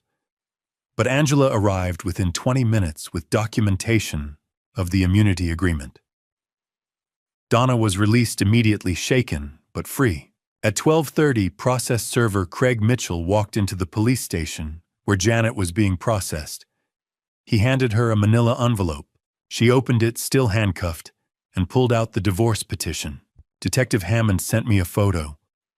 I saw Janet's face in that image, the shock, then the comprehension, then the devastating realization. "He knew," she whispered to the officer beside her. "He knew everything." I sat in Angela's office and watched the local news on her computer. The anchor's face was serious as the headline scrolled across the bottom of the screen. Calcubity and daughter arrested in conspiracy against husband. The reporter described the charges: fraud, forgery, financial exploitation, conspiracy to cause harm. They didn't name anyone yet, but they would soon. Howard stood behind me, one hand on my shoulder. Angela sat across from me, exhausted but steady. "It's over," she said. I nodded, but I didn't feel victorious. I didn't feel relieved. I felt empty. They had spent 30 days plotting to destroy me. I had spent 30 days building a case that would put them behind bars. And now, sitting in Angela's office, watching the news cycle through stories of fraud and betrayal and broken families, I felt something I hadn't felt in a month: safety. But not peace. That would take much longer. Angela had arranged for me to see them before they could meet with attorneys. I almost said no. Almost. But I needed them to know. I needed them to understand that I had seen everything, known everything, and still outplayed them at every turn. So at 3 o'clock on the afternoon of September 30th, I walked into the police station for the last time as a married man. Detective Rachel Hammond met me at the entrance. She studied my face for a moment, then nodded toward the back hallway. 5 minutes, Mr. Coleman. That's all I can give you. That's all I need. She led me to an interview room, sterile, windowless, with a metal table bolted to the floor. She opened the door and stepped aside. Janet and Taylor sat across from each other at the table, both still in the clothes they'd been arrested in. Taylor's mascara was smudged from crying. Janet's hands were clasped tightly in front of her, her wedding ring still on her finger. They looked up when I entered. For a moment, neither of them moved. They just stared at me, healthy, steady, very much alive. Janet's mouth opened slightly. You're fine. Did you think I wouldn't be? I stepped into the room and closed the door behind me. Angela stood just outside, visible through the small window, a silent witness to what was about to happen. Janet started to stand. Stellan, I can explain. Sit down. She sat. I pulled a folder from under my arm and set it on the table between us. You really thought I wouldn't notice the poison in my coffee? The forged documents? The plan to cut my brake line? Janet's face went pale. Taylor looked away, tears streaming down her cheeks. Let me walk you through this, I said, opening the folder. June 15th. You met Brian Caldwell at the Riverside Hotel. Room 237. I have photographs. I slid the first image across the table. Janet flinched. July 2nd. You attempted to forge a power of attorney using my signature. I have the documents. The bank flagged it. Another page. Another flinch. July 18th. You started adding warfarin to my food. The independent lab has the results. Samples from my coffee from the soup you made from the casserole you served on August 3rd. I stacked the lab reports in front of her one by one. And last night, I continued, my voice steady. Chad Brooks went into my garage and staged cutting my brake line. The police recorded the entire thing. Janet's eyes widened. Chad, he's been working with me for 3 days. Right now, he's giving his full testimony to the district attorney. Every word you said at that meeting on September 28th, every plan, every detail, every sick thing you discussed, he recorded it all. Taylor let out a choked sob. Daddy, I'm so sorry I didn't. Don't call me that. I turned to face my daughter, the child I had raised, the girl I had loved more than anything in the world. And you lost that right when you sat in that meeting and agreed to end my life. I was manipulated, Taylor cried. Brian said, You're 24 years old, Taylor. You made a choice, an adult choice. You sat at a table with your mother and her lover and discussed how to stage my passing to look like an accident so you could split $4 million. That wasn't manipulation. That was greed. She buried her face in her hands, shoulders shaking. I turned back to Janet. You spent 1 month plotting to destroy me. I spent 1 month building the evidence that will put you in prison. The $4.1 million you wanted so badly, it's in a protected trust. You'll never touch a single cent of it. The house is mine. The savings accounts are mine. Everything we built, everything I earned, stays with me. Janet's voice was barely a whisper. Stellan, please. You're facing 25 years. All 3 of you. Conspiracy, fraud, attempted harm. The district attorney has recordings, lab results, financial documents, and a cooperating witness. You have nothing. I closed the folder and tucked it back under my arm. I loved you once, I said to Janet. Or I loved the person I thought you were. I don't know if that person ever really existed, but whoever you actually are, I want you to know something I saw through you from the very beginning. From the moment I overheard that phone call on September 1st, I knew. And every day after that, I watched you. I documented you. I let you believe you were winning so you would keep digging your own grave deeper. Her face crumpled. How could I? My voice rose for the first time. How could I? You tried to poison me, Janet. You forged my signature. You conspired to make my death look like an accident. Don't you dare ask me how I could do anything. I turned to Taylor one last time. I gave you everything. I paid for your education. I supported your dreams. I would have walked through fire for you. And you repaid me by sitting in a room with two criminals and agreeing to end my life for money. Daddy, please! Taylor reached toward me, her voice breaking. You're not sorry you did it, I said quietly. You're sorry you got caught. There's a difference. I walked to the door. Behind me, Taylor was sobbing. Janet sat frozen, staring at the folder I'd left on the table. I knocked once. Detective Hammond opened the door. Wait, Janet said. Stellan, wait. I didn't turn around. I stepped through the doorway and heard the lock click behind me. Angela was waiting in the hallway. She didn't say anything. She just walked beside me as we made our way through the station, past the officers and the intake desks, and the other families dealing with their own tragedies. When we stepped outside, the September sun was still high in the sky. The air was warm. The world looked exactly the same as it had that morning. But I wasn't the same. I stood on the steps of the police station, free and victorious, and utterly alone. Are you all right? Angela asked. I didn't answer right away. I watched the cars pass on the street, the people walking by, all of them, going about their ordinary lives, unaware that mine had just ended and begun again in the same breath. I won, I said finally. Angela nodded. You did? Then why does it feel like I lost everything? She didn't have an answer for that. Neither did I. I had spent 26 years building a life with Janet. I had raised a daughter.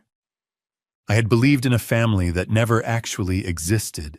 And in 30 days, I had watched all of it collapse, not because I failed, but because they chose to destroy it. They had tried to ruin me. Instead, I had watched them ruin themselves. And somehow that was worse than any betrayal. The arrests made the front page. Wife and daughter conspire against retired engineer. The headline was everywhere. I woke up on October 2nd, day 31, to find 3 news vans parked on my street. Reporters stood on my lawn with microphones, cameramen filming my house from every angle. I closed the blinds and stayed inside. My phone rang non-stop. Journalists asking for interviews. Former colleagues expressing shock. Friends I hadn't spoken to in years, reaching out with questions disguised as concern. I stopped answering. The headlines multiplied. Local news first, then regional. By the end of the week, the story went national. Husband uncovers month-long plot to end his life. Everything I had fought to keep private was now public. The affair, the poison, the forged documents, the staged accident. I had won. But winning came at the cost of privacy, peace, and the last remaining fragments of the life I thought I had. On October 3rd, my neighbor Alice Henderson knocked on my door. She was 72, a widow who had lived next door for 15 years. She'd brought casseroles when Taylor was sick as a child. She'd attended our anniversary parties. I always thought Janet was such a devoted wife, she said softly. I'm so sorry, Stellan. I never would have guessed. I nodded, unsure how to respond. How do you accept sympathy for something you yourself failed to see for 26 years? Not everyone was kind. Some neighbors stared when I checked the mail. Others whispered when I drove past. I became the man whose wife tried to poison him, a curiosity, a tragedy, a warning. On October 5th, day 33, I attended the arraignment. The courtroom was packed. Reporters filled the back rows. I sat in the front, beside Angela, flanked by Detective Rachel Hammond and Howard Russell. When Janet, Taylor, and Brian were brought in, all 3 wore orange jumpsuits and handcuffs. I hadn't seen them since the police station. Janet looked smaller, stripped of makeup, her hair pulled back. Taylor wouldn't meet my eyes. Brian stared straight ahead, jaw tight. The charges were read aloud: conspiracy to commit fraud, financial exploitation, forgery, conspiracy to cause intentional harm. The list lasted nearly 10 minutes. The judge denied bail for all 3. Flight risk, severity, danger to the victim. They were led back out, and I felt nothing. No satisfaction, no anger, just a hollow emptiness. That afternoon, Mr. Warren called. "The company stands behind you completely, Stellan. What she did, I'm so sorry." I thanked him. A few colleagues reached out, some sincere, others clearly hungry for details. I stopped replying. By the second week of October, I realized I couldn't stay in the house. Every room was poisoned by memory. The couch where Janet smiled while poison coursed through me. The dining table where we ate while she planned my death. I packed essentials, clothes, documents, my laptop. I left the photographs. Every smiling image felt like a lie. Bill Thompson offered his guest room. "As long as you need it," he said. I moved in on October 20th. On October 25th, I listed the house for sale. $850,000. The agent, Brenda Collins, was gentle but honest.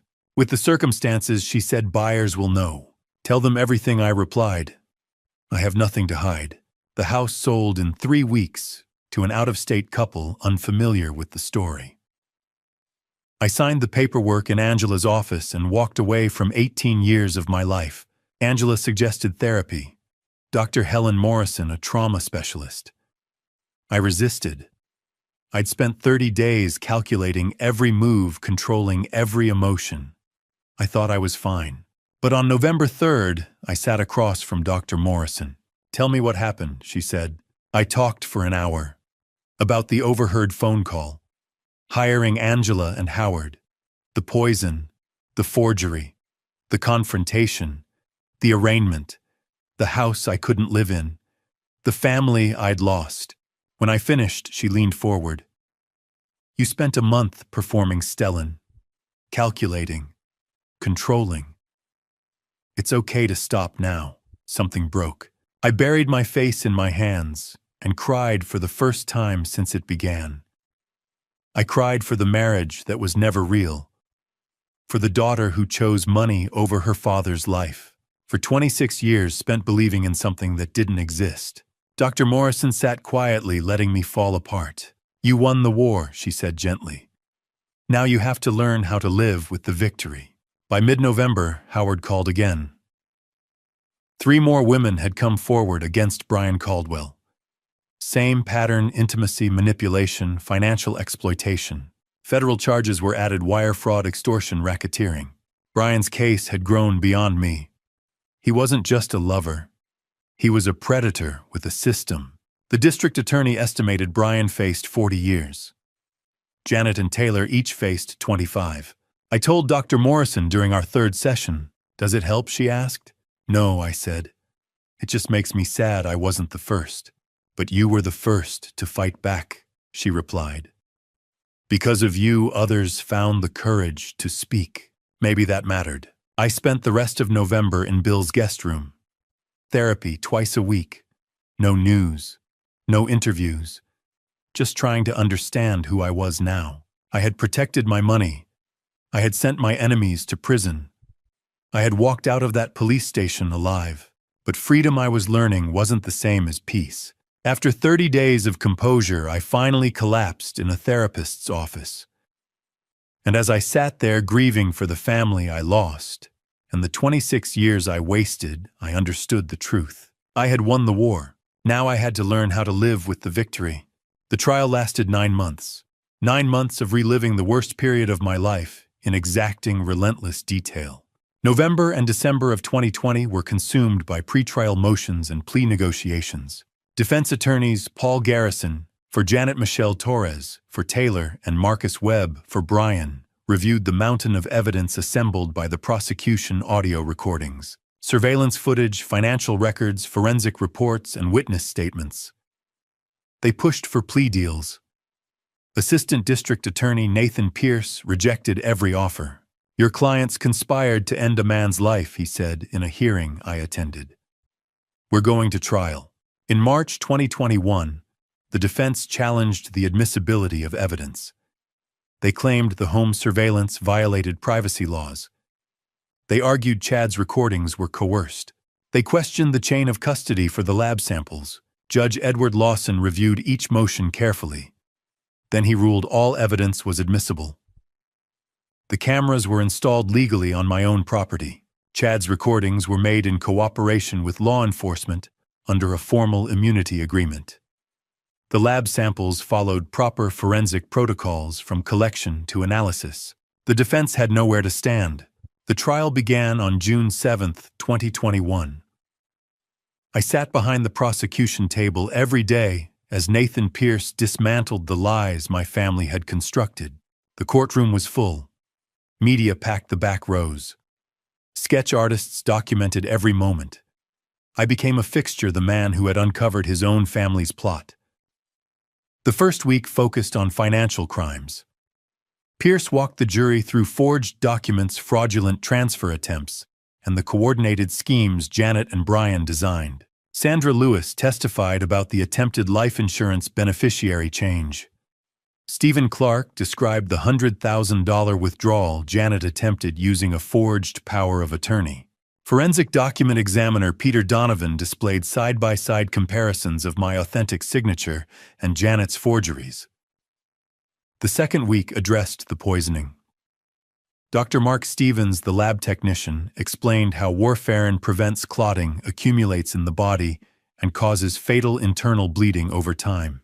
He detailed how the dosage found in my food would have killed me within weeks. Pierce presented the evidence: coffee samples, soup samples, and the August 3rd casserole. All tested positive for warfarin at dangerous concentrations. These were not accidents, Dr. Stevens said. Someone deliberately and repeatedly poisoned Mr. Coleman. During cross-examination, Paul Garrison suggested contamination. Dr. Stevens responded calmly. The chain of custody was flawless. The results are conclusive. The third week revealed the conspiracy. Pierce played surveillance footage from my home, Janet on the phone with Brian, discussing when the money comes through. Taylor visiting and complaining about my stinginess. Then came Chad's recordings from September 28th. The courtroom fell silent. Janet, we need it to look accidental. Brian, the break line is the cleanest option. Taylor. And then we inherit everything.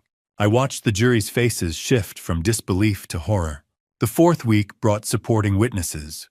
Howard Russell testified about surveillance photos of Janet and Brian at hotels' financial records, showing Brian's payments to Taylor and the 18-month pattern. Angela Foster explained the legal strategy used to protect my assets. Mike Johnson from HR described Donna Phillips's privacy breach. Donna testified next, shaking as she described Brian's blackmail threats against her daughter. In July, I took the stand. For 2 days, Pierce guided me through the entire timeline, overhearing the call on September 1st. Hiring Angela and Howard, uncovering the affair, discovering Taylor's debt-finding poisoned food, recording the conspiracy meeting, and coordinating the sting. Why didn't you confront them? Pierce asked. Because confrontation would have destroyed evidence, I said.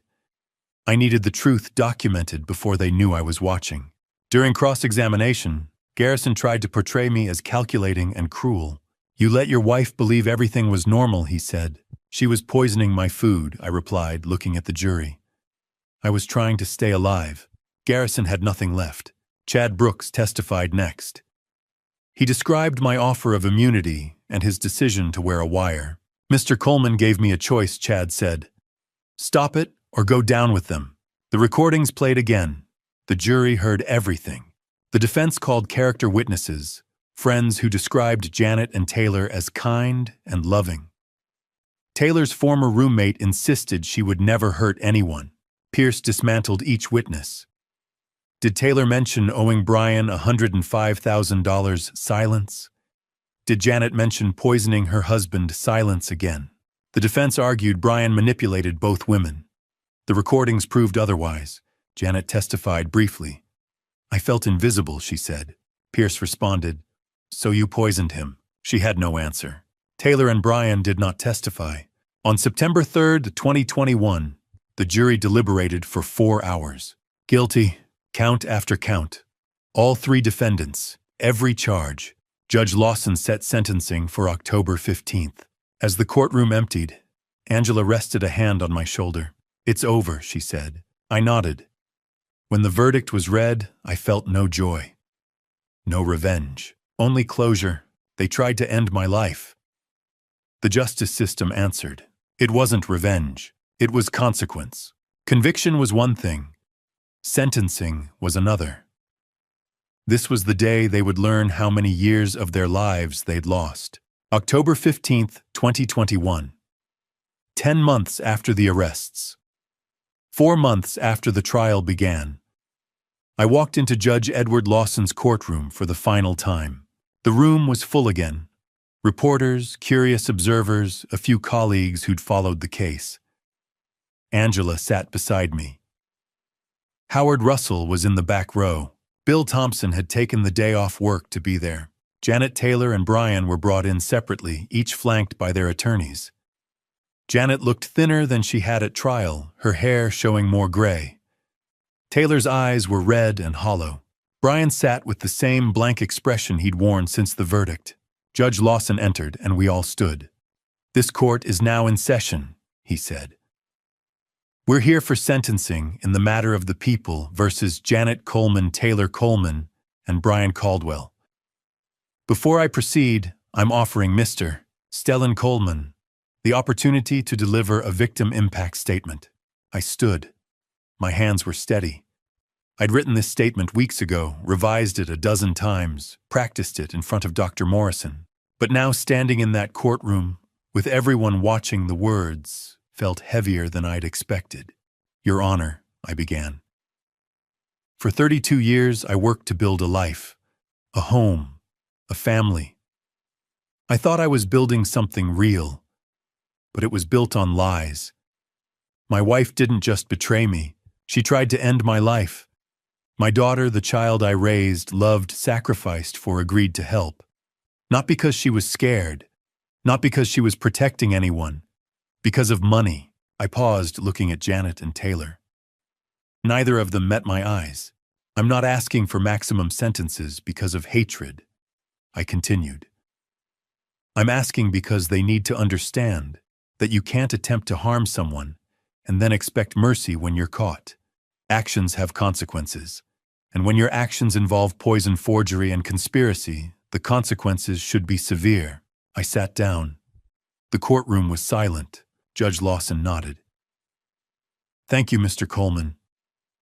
He turned to the defense attorneys. "Does the defense wish to make any statements before sentencing?" Paul Garrison stood first, representing Janet. "Your Honor, Mrs. Coleman is 52 years old.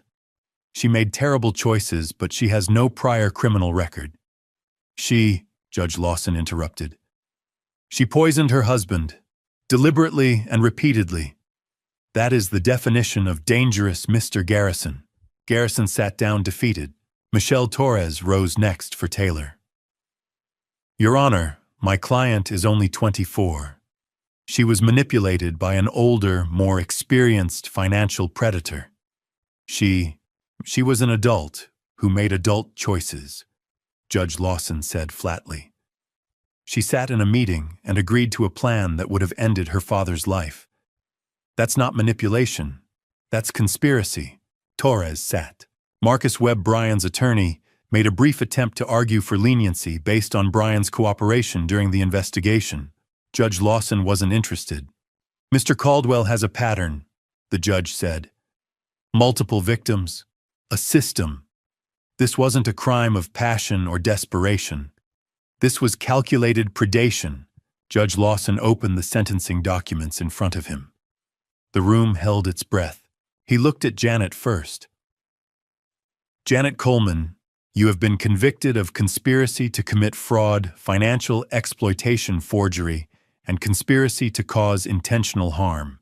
The severity of your crimes, particularly the poisoning of your husband, over an extended period, demands significant consequences. I hereby sentence you to 25 years in state prison. You will be eligible for parole consideration after serving 20 years. This sentence reflects the gravity of your actions and the danger you posed to another human being." Janet's face crumpled. She made no sound, but her shoulders shook. Judge Lawson turned to Taylor. Taylor Coleman, you participated in a conspiracy against your own father. You agreed to a plan that, if successful, would have resulted in his death. You did this knowingly and willingly. I sentence you to 15 years in state prison. You will be eligible for parole consideration after serving 12 years. I hope you spend that time reflecting on the choices that brought you here. Taylor sobbed openly. Her attorney put an arm around her, but there was no comfort to be found. Finally, Judge Lawson addressed Brian. Brian Caldwell, you are a predator. The evidence presented at trial showed a pattern of manipulation, blackmail, and financial exploitation, spanning multiple victims over several years. You targeted vulnerable people, built relationships designed to destroy them, and profited from their suffering. This court finds your conduct reprehensible. I sentence you to 30 years in federal prison. No parole. You will serve the full term. Brian's jaw tightened, but he said nothing. There was one more matter to address. Donna Phillips had been granted a separate sentencing hearing due to the unique circumstances of her case. Judge Lawson reviewed her file. Ms. Phillips, he said gently, you were coerced into participating through blackmail and threats against your child. While you did violate federal privacy laws, the court recognizes that you were a victim of Mr. Caldwell's manipulation. I sentence you to 5 years of probation, 200 hours of community service, and mandatory counseling. The recordings, Mr. Caldwell used to blackmail you will be permanently sealed by court order. You are free to go. Donna, sitting beside Angela, broke down in tears, this time from relief. Judge Lawson closed the files. This court is adjourned. The bailiffs moved to escort the defendants out. Janet turned to look at me one last time. I didn't look away. After a moment, she turned and walked through the door that led to the holding cells. Taylor tried to speak. Dad, please. But her attorney pulled her along. Brian walked out without a backward glance. I sat in the courtroom as it emptied. Angela stayed beside me, silent and steady. 25 years, I said quietly. 15 years. 30 years. 70 years combined, Angela said. For 30 days of planning to destroy you. I nodded. The numbers felt disproportionate in a strange way, a lifetime of consequences for a month of conspiracy. But that's what justice looked like. Not revenge, not satisfaction, just the cold mathematics of legal consequence. I walked out of the courthouse into the October afternoon. Reporters called out questions. I ignored them, moving through the crowd with Angela and Howard flanking me. Bill met me at my car. He didn't say anything. He just pulled me into a hug. It's done, he said. It's done, I echoed. I drove away from the courthouse for the last time, heading toward the lakeside property I'd purchased during the trial. A smaller house, quieter. No memories embedded in the walls. 25 years, 15 years, 30 years. 70 years of prison time for 3 people who'd spent 1 month trying to destroy me. The numbers sounded disproportionate, but that was all the justice system could give. And somehow it would have to be enough. The lakeside house had nothing in common with the home I'd shared with Janet. And that was exactly the point. I moved in during May 2021, 2 months before sentencing. 3 bedrooms, a small workshop, a deck overlooking the water. It was quieter, smaller, and completely mine. The first week was spent unpacking boxes and arranging furniture. But when I went to hang pictures, I stopped. I realized I had no family photos I wanted to display. Wedding pictures, vacations, images of Taylor growing up, every photo felt contaminated. I couldn't look at them without seeing the lies beneath, so I left the walls bare. By June, I set up the workshop in the garage. I hadn't done woodworking since my 20s, but the muscle memory came back. I started small, a bookshelf, a coffee table, a bench for the deck. The work was slow and deliberate, grounding in a way I hadn't expected. Bill Thompson stopped by one Saturday and found me sanding a tabletop. You're good at this, he said. It keeps my hands busy, I replied. Keeps my head quiet. That's exactly what you need. He was right. Building something tangible, something honest helped. Every joint I fitted reminded me I could still create things that lasted. Therapy with Dr. Helen Morrison continued through the summer.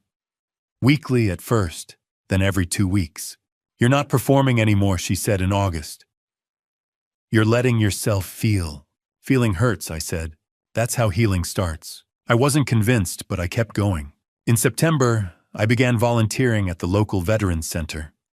They needed help with job training, resumes, interviews, career planning. I wasn't a veteran, but I had decades of professional experience and time to give. The veterans gave me perspective. I met men who'd lost limbs, friends, families. Betrayal and loss weren't unique to me. They were human experiences. Knowing that helped. One counselor, Robert, pulled me aside. "They trust you," he said. "You should keep coming." So I did. In October, I joined a local hiking group. Weekend trails, casual conversations with people who didn't know my story. Being anonymous again felt like breathing. One regular, Maria Santos, invited me for coffee after a hike. She was 57, a nurse divorced for years. We talked easily about trails, weather work. "We should do this again," she said. Maybe, I replied. I wasn't ready, but the possibility felt like progress. In June, I did something I'd been considering for months. I established an education trust for Lily Phillips, $50,000 for her future. I asked Donna to meet me at Angela's office. She arrived nervous. Angela explained the trust. Donna stared at the documents, then at me. "Why would you do this?" she asked. "Because Lily is innocent," I said. "And you deserve a future without Brian's shadow," Donna cried. I stayed quiet. In September, Donna and Lily visited the lake house. Lily hid behind her mother at first, then ran to the dock when she saw the water. "Can I draw it?" she asked. I found paper and pencils. She sketched the lake, the trees, the ducks. When she finished, she handed it to me. "For your house," she said. "So it's not empty." I taped it to the refrigerator, the first picture that mattered. In November, Mr. Warren stopped by with whiskey. We sat on the deck at sunset. "How are you really doing?" he asked. "I'm surviving," I said. "Some days that's enough." He nodded. "It gets easier." Slowly, but it does. "Did you ever trust again?" "Yes," he said. "Differently." By December, 1 year after the arrests, I had a rhythm. Therapy every 2 weeks, volunteering twice a month, hiking on weekends, woodworking at night, quiet dinners with Bill, occasional coffee with Maria. It wasn't the retirement I'd imagined. No wife, no daughter visiting, no grandchildren someday. But there was peace. Fragile, earned peace. One evening in late December, I sat on the deck watching the sunset stain the lake gold. A fishing rod rested unused beside me. Steam rose from my coffee. I thought about the man I'd been a year earlier, standing in a garage at midnight, watching my life collapse. I wasn't that man anymore. 1 year ago, I had a family, I said to the empty deck. Now I have this. The quiet water, the simple house. This isn't what I wanted, but maybe it's what I needed. At 60, I was starting over. No legacy, no partner. But as the sun disappeared, I understood something. I was free, truly free. Free from lies, free from performance, free from fear. And that freedom, hard, lonely earned, was worth more than any amount of money. 2 years after the arrests, a letter arrived with a postmark from inside a prison. I was 61 years old, sitting at my kitchen table with morning coffee when I saw the return address, Women's Correctional Facility. Sender Taylor Coleman, inmate number 847392. I stared at the envelope for a long time. The handwriting was hers, careful, slightly slanted to the right, the way she'd been taught in elementary school. I remembered helping her practice cursive at this same kitchen table back when we lived in a different house in a different life. I set down my coffee and opened the envelope slowly. The letter was 3 pages handwritten on lined paper. I unfolded it and began to read. "Dad, I don't expect you to forgive me. I don't deserve that. I helped plan to harm you. I sat in that meeting and said yes when they talked about staging an accident. I did it for money. I didn't earn money that wasn't mine money. I wanted badly enough to destroy you for it. I was 24. That's not an excuse. It's just a fact. I was old enough to know better. Brian manipulated me. He loaned me money I couldn't pay back, made me dependent, told me you were selfish for not giving me more. But I let him. Mom poisoned my mind about you for years, said you cared more about work than about us. But I listened. I have 13 more years to think about what I did. 13 years to sit in this cell and remember the father who taught me to ride a bike, who paid for my college, who would have done anything for me, and how I repaid him. I don't know who I'll be when I get out at 39. I don't know if I'll even recognize myself. But I really hope I'll become someone you wouldn't be ashamed of. I'm not asking for a reply. I'm not begging for forgiveness. I just wanted you to know I'm sorry. I'm so sorry. I love you, Dad. I always have, even when I was too stupid and selfish to show it. Taylor. I set the letter down. My hands were shaking slightly. I stood up, poured another cup of coffee, and sat back down. I read the letter again. I'm sorry. I'm so sorry. Was she truly remorseful? Or was this prison remorse the kind that comes from consequences, not from genuine understanding of harm done I couldn't know? There was no way to know. I thought about the Taylor I'd raised. The little girl who used to climb into my lap and ask me to read her bedtime stories. The teenager who'd called me from college homesick and scared during her first week away. The young woman who'd sat across from me at breakfast and asked about retirement plans while already plotting with Brian and Janet. Which Taylor was real, maybe they all were.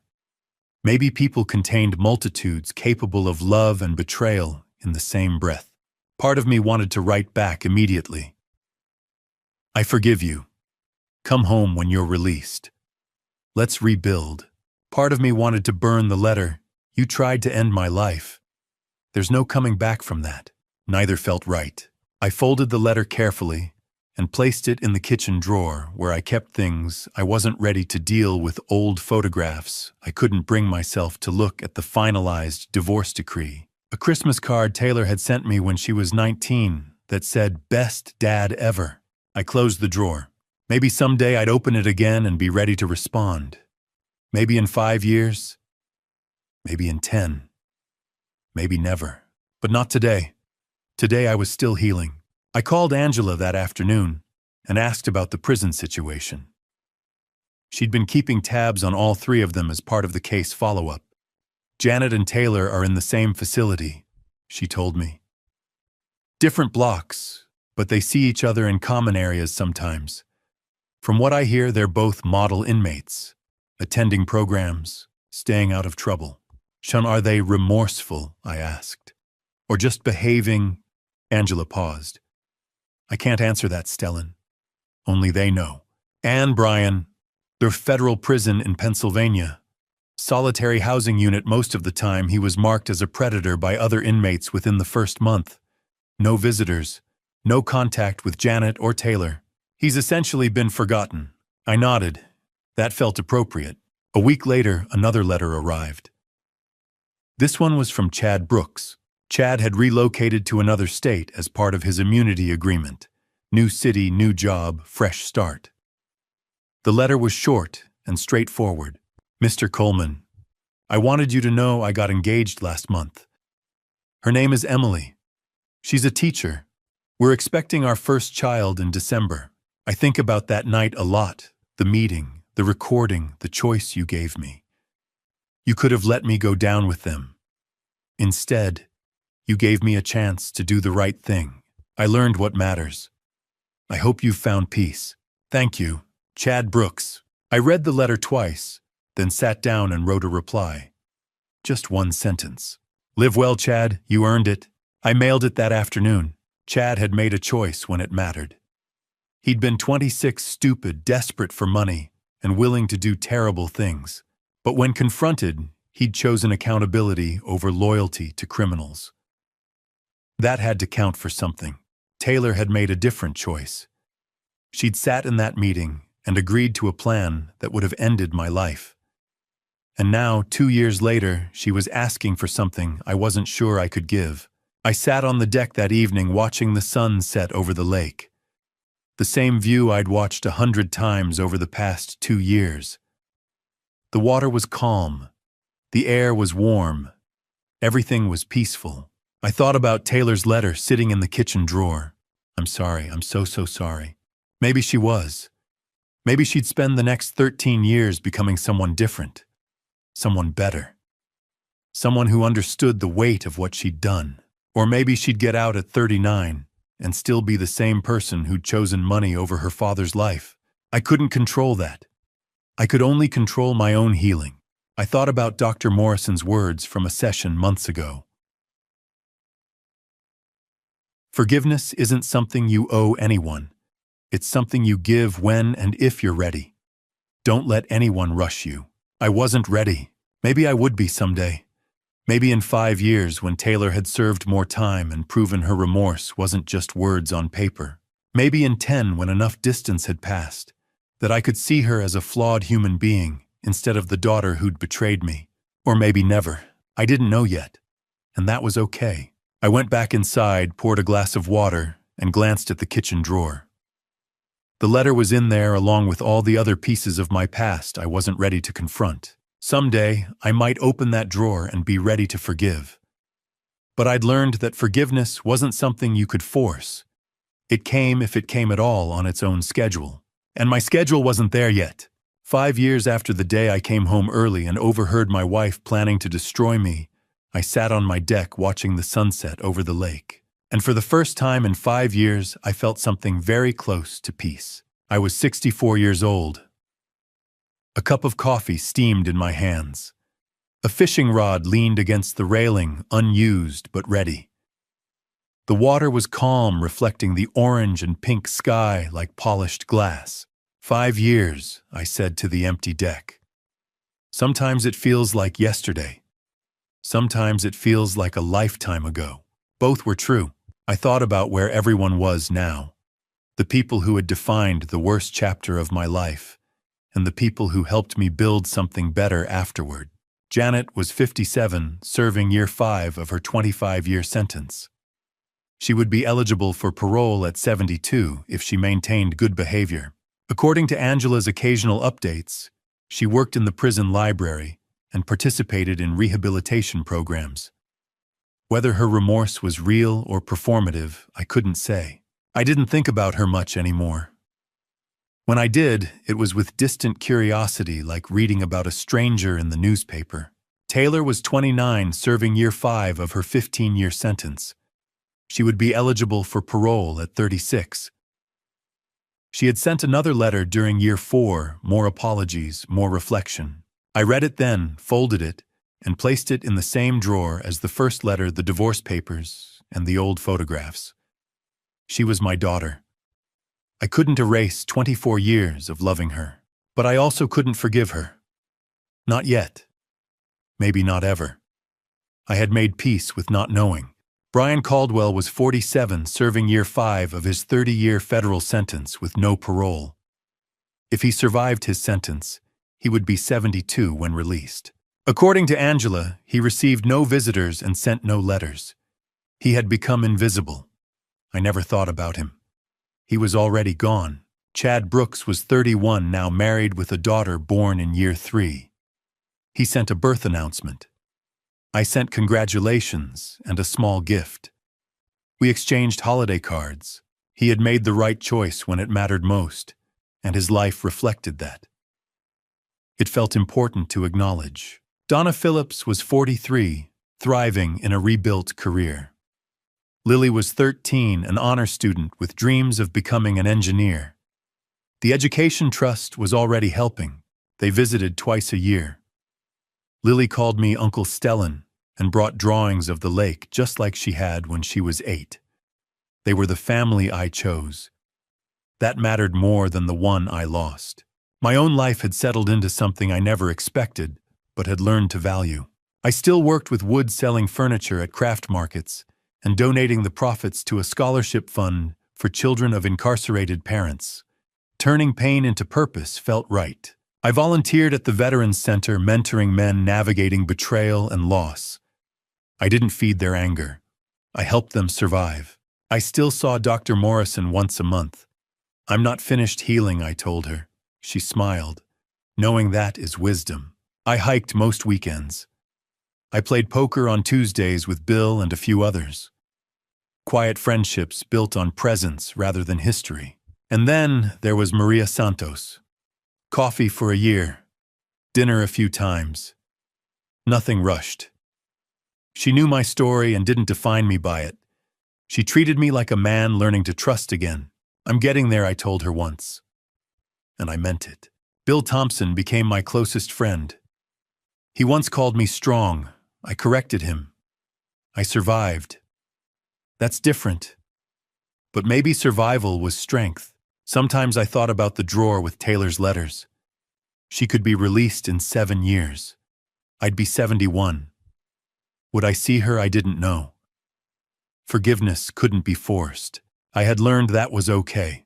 People asked how I survived, how I stayed calm, how I won. The answer was simple. I didn't act on emotion. I acted on strategy.